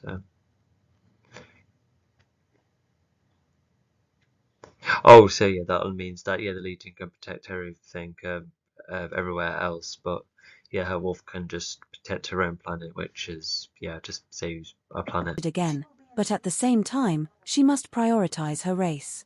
Both Slightly repetitive there, but also yeah, to prioritise a race, yeah, that's definitely like definitely the kind of mindset she would go for, because she gets very nervous of leaving them again during book 5, which is yet again a very reasonable response. Sammy and have their farewell.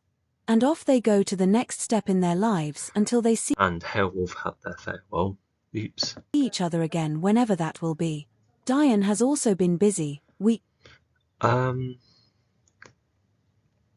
We know Hailwolf's next steps, and I suppose Sanamis is up in the air, but the Legion status quo hasn't quite been talked about yet. There's no, they can be universal protectors now. It's almost like a what now kind of situation, which isn't bad, but it just makes this line a tad redundant, because the Legion haven't quite overcome everything yet, even if they have done 2 incredible feats. later, he has now placed satellites all over the galaxy to keep track of various races. It could assume weeks left later after this party, I think, or celebration more formally. But yeah, how many weeks? Because would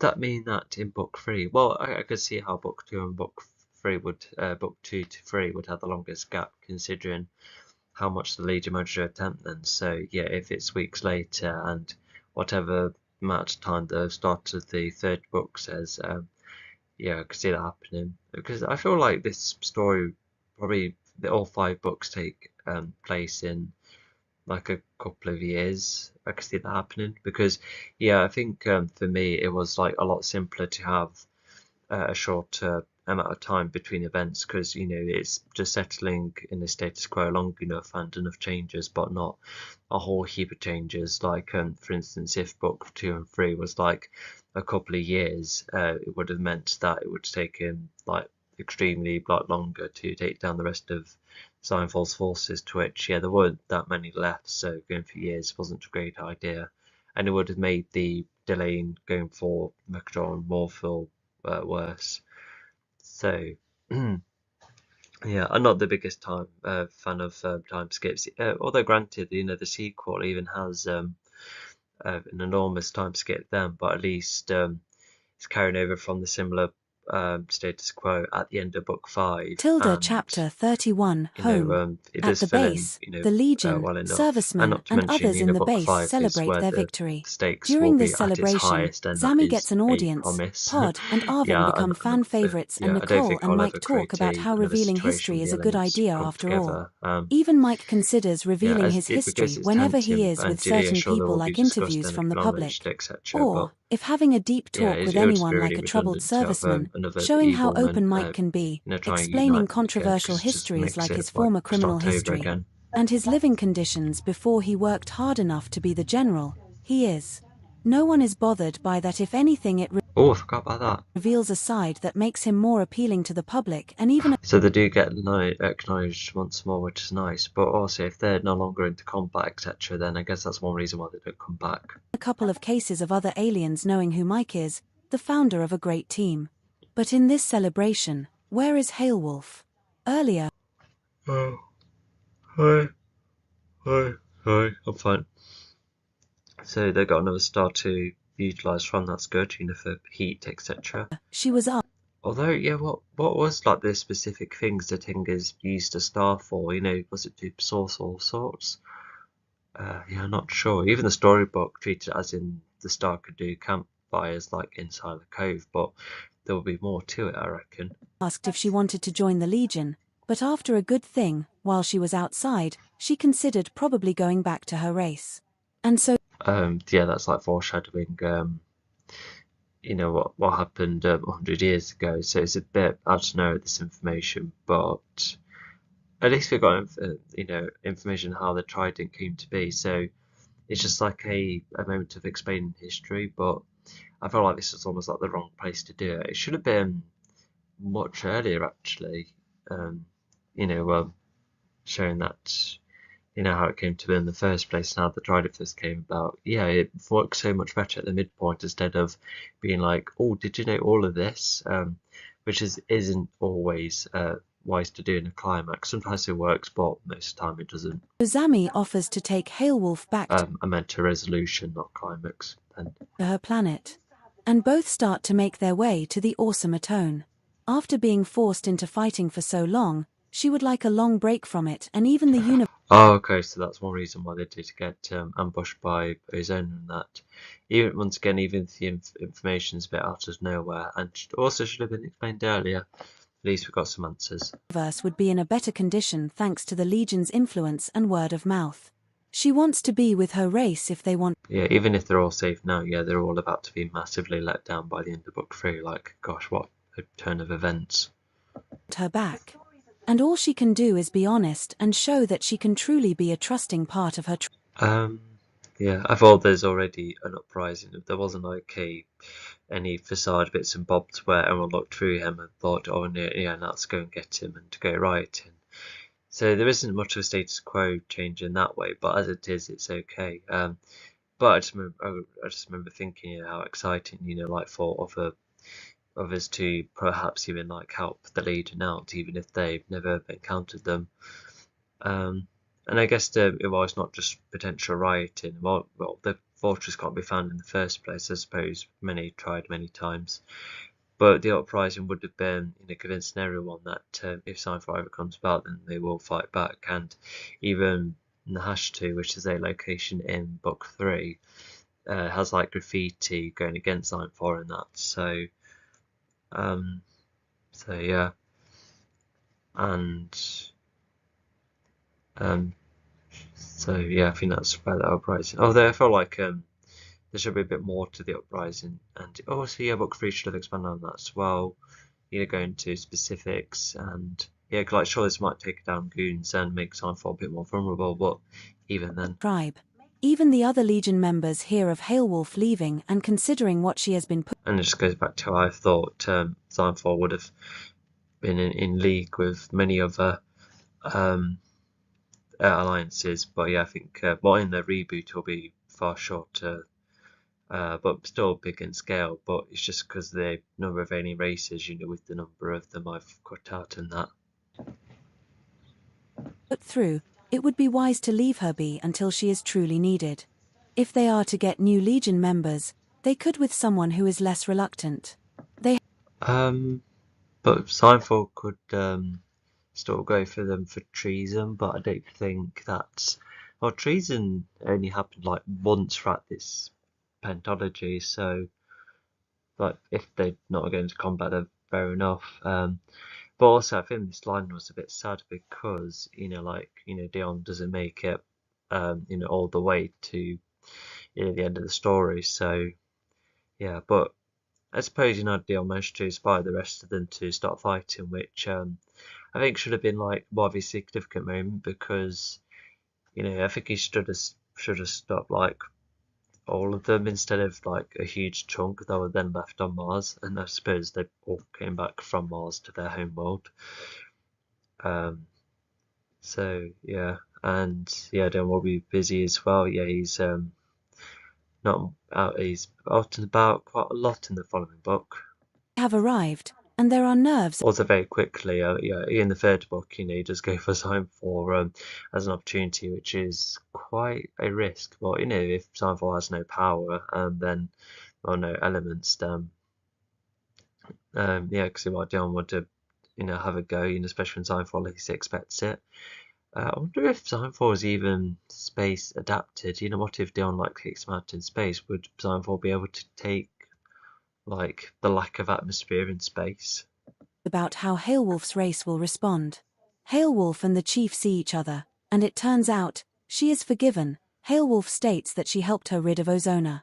If they are to get new Legion members. That does sound very nice, and I feel like it was probably carried over somewhat in my guide if I share an image, unless no, I feel like it's been translated quite well. Like, granted, I think looking back, I'm just going off from my head here. I think the clouds could have looked like more walkable, but even then, alright, that's nice. And yeah, definitely looks better than smothering concrete on top of a. Oh, hang on. Is So yeah, just to finish that sentence. So yeah, better than a land, with concrete covering over water. Okay, I said that reminds me. So if unless the land was maybe like a mixture of coal and water, because if it was all water, then how on earth do you place concrete on top of that? Like I feel like the only way it would work is Zarfon, no, Ozone using a telekinesis to hover the concrete as it holds over time. After the Tenga attack, of course. And obviously, from earlier, it's good to see an answer for why the Tengas were. It wasn't just going for a planet. Once the Tengas, when they thought they'd got them sorted, they then, build on top of it and go on from there. Although I don't know how the Tengas got rid of the Trident, that's a potential plot hole, unless I forgot something already. And I was going to say something else. Um,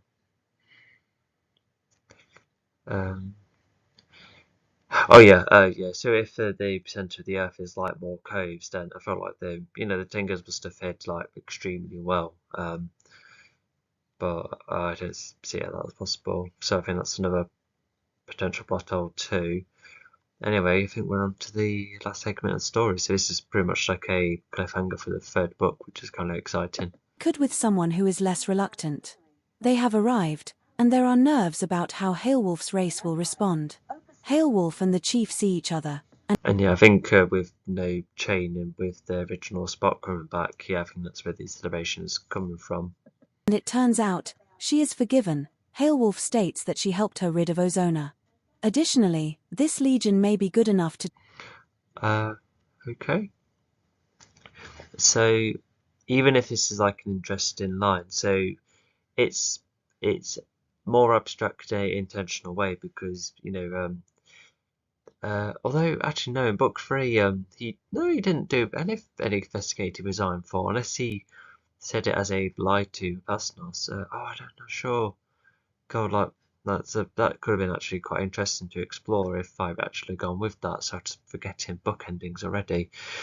But yeah, like MQ, well, regardless, it's not just the roaming. He'll be getting back to the to his homeworld, just simply called Hammer, I think, which is like the source of all of Hamota, the material element or the earth element in simpler terms. That does remind me. I've been trying to come up with other planets that are more representative of other elements, and I guess Sammy's is more representative of Forza, because it's all up in the air, no pun intended. But as you'll see in book 3, and then I can see the Titrans having like the most representation of the living world planet. They do have the element later on. They have it back. There's no representation for Vibra, although I think there's a lot of choices because there's loads of planets like made up of water. The Tengas and even the eventual Ozona world once it got finalised by the guide, which should have been simplified before popping onto this book. I felt like I should have done the world building first and then do the books, but I feel like I was just going along with it almost.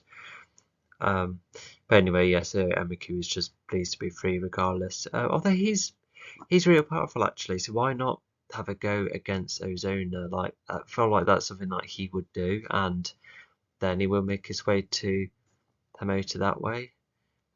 Maybe what should have happened is that Miku could be a prisoner, and whilst a prisoner then found out by Dion or Pod, either one could be interesting considering they clash later on. He could be saved once the planet starts flooding, and Opasnos could have gone to the planet to not only try and fight Ozona, but to try and save Miku. So we've got. That sounds like a much better improvement because I know Emiku / Torrid as a character is kind of confusing, but at least yes, of course we'll go for Ozona because he has his own goals, so I can't see him just sitting around, especially when he's as powerful as he is. Yeah, honestly, I did find Amiku slash Torrid so confusing at a point where they've copied out the story, and even the flashback will just be, a flashback, with not because it's kind of neat for this flashback to be relevant to what's currently going on in book 3, but I think I should treat it as a flashback now, considering how I made Amiku so confusing. I swear there's even lines later on in book 3 that tries to have list all sorts of reasons why X, Y, and Z is the case when it should just be, like a couple of subtle lines to be like, oh, okay, I get you. Like for instance, with no, actually no, let's use Marvel and my villains. Yeah, so Ozona in a nutshell, his plan and motivation is to, as he works alongside Thor, he gathers planets using physical chains. He keeps an eye on them. He's, trying to reduce violence in his own way, despite how different he is from Thor. And he gathers the planets over time and tries to get Earth to hopefully reduce the madness. And yeah, that already really summarizes Ozona well. I will not know how to do that with Amiku slash Torrid. And the reason I'm saying Amiku slash Torrid because Amiku is a fake name. He's actually Torrid. That came from the flashback. You'll see what I mean when we get to the third book. I can't believe I've got my own lore like filling up space in my head. Anyway, yeah, I should continue. Take on other threats, so Hailwolf is not only welcomed backing but will also be the race's protector. She will be in the Legion. So are they exploring already and managed to find a design for ally? Not to mention, I think this is, whilst this is probably an example of uprising against Zionfall's goons, and not to mention Amiku is already not on Team Zionfall, he's like a force of his own. But yeah, I think that's what I was trying to go for, but anyway, they're free already, fair enough. If she is ever needed again, but at the same time, she must prioritize her race. Both Zami and have their farewell. Oh, so that turns out to be a lie in book 3 because because when you work it out, he's actually referring to himself, so he's lying by saying that it was Sliverrock that was behind it all along, Storm that was being released even after Sliverrock went. So yeah, that's already like a scheming thing going on. So yeah, that already sounds like a great cliffhanger line, but it's too bad that it gets a bit messy. And yeah, I really like that last line for our personal share. He enjoys fighting because I think every Legion member not only use combat wisely, but are probably kind of scared with who they sometimes go up against. But with Apasnos, he really likes the thrill and the challenge, and even that too gets challenged when he gets a bit insecure. But anyway. And off they go to the next step in their lives until they see each other again, whenever that will be. Diane has also been busy. Yeah, that already makes him more interested. He's looking forward to fighting Zionfall whenever that day will come. Like, granted, he does have the insecurity for reasonable reasons, but yeah, that already makes him sound even more interesting. Because he had an okay introduction. It's not something that makes him pop, considering he was in it for a couple of pages. But it's nice to set him up, and I guess the scene between Ozona and Apasnos could have been taken out without much effect. It just probably tries to make it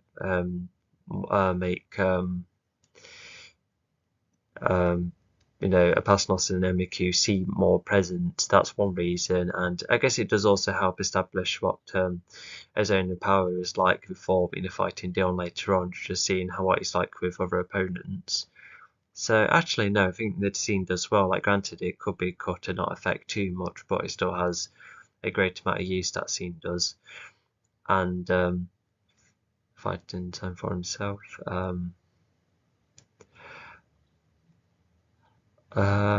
lost what I was saying again. What was I talking about? Talk about Ozona. Oh yeah, when Ozona was fighting Ozona, yeah.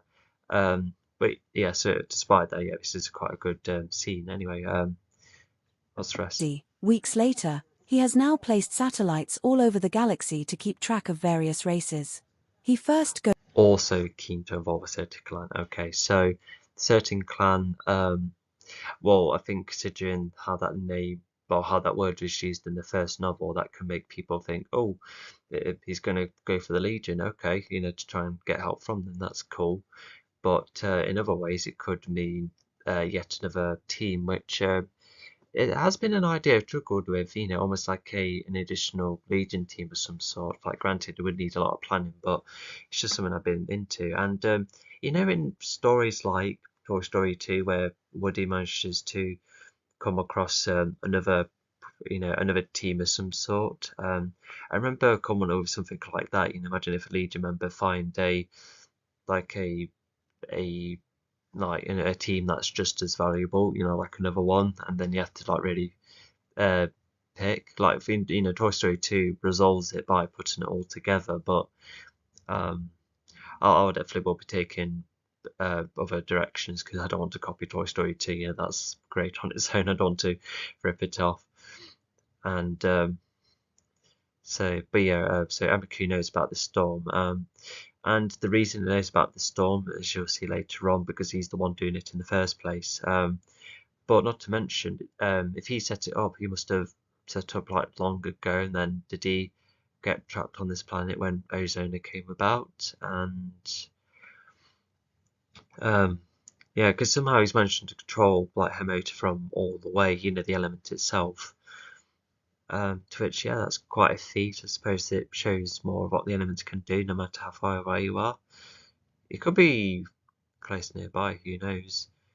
Oh, well, actually, no, not that close, because otherwise the Basilisk could be like, well, why don't we go there now to stop it? But I think Emiki would pretend to, or Torrid would pretend to, be like, I don't know where the storm actually is.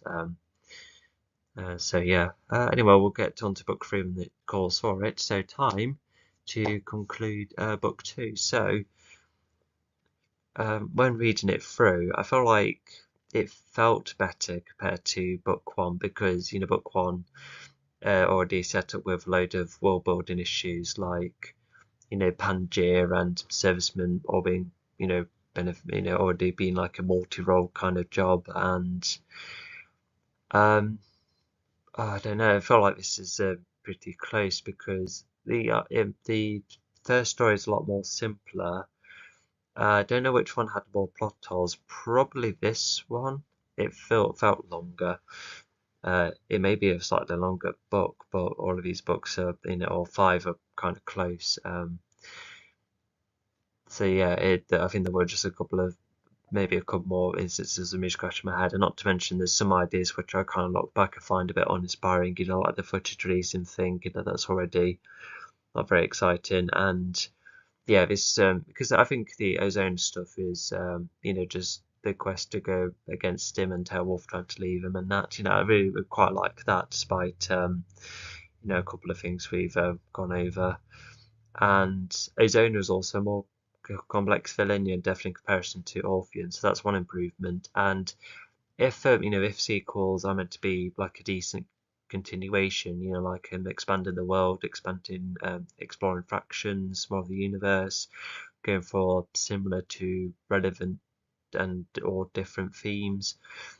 Yeah, I think it's carried over the team working kind of dynamic and how it's exploring it, and we do get a lot of other payoffs like the Trident and other alien races, and more flying with the Atone, and Retron trying to scheme, even if I'm not so keen on that. So yeah, this is I think both of them are like probably like a 5 out of 10, or probably less if it has like a lot of moments, which I guess a lot of it could be inferred, but the rest not so much. So yeah, I think it has stars have a lot to be desired. Anyway, we'll go on to book 3, and so yeah, I'll see you next time.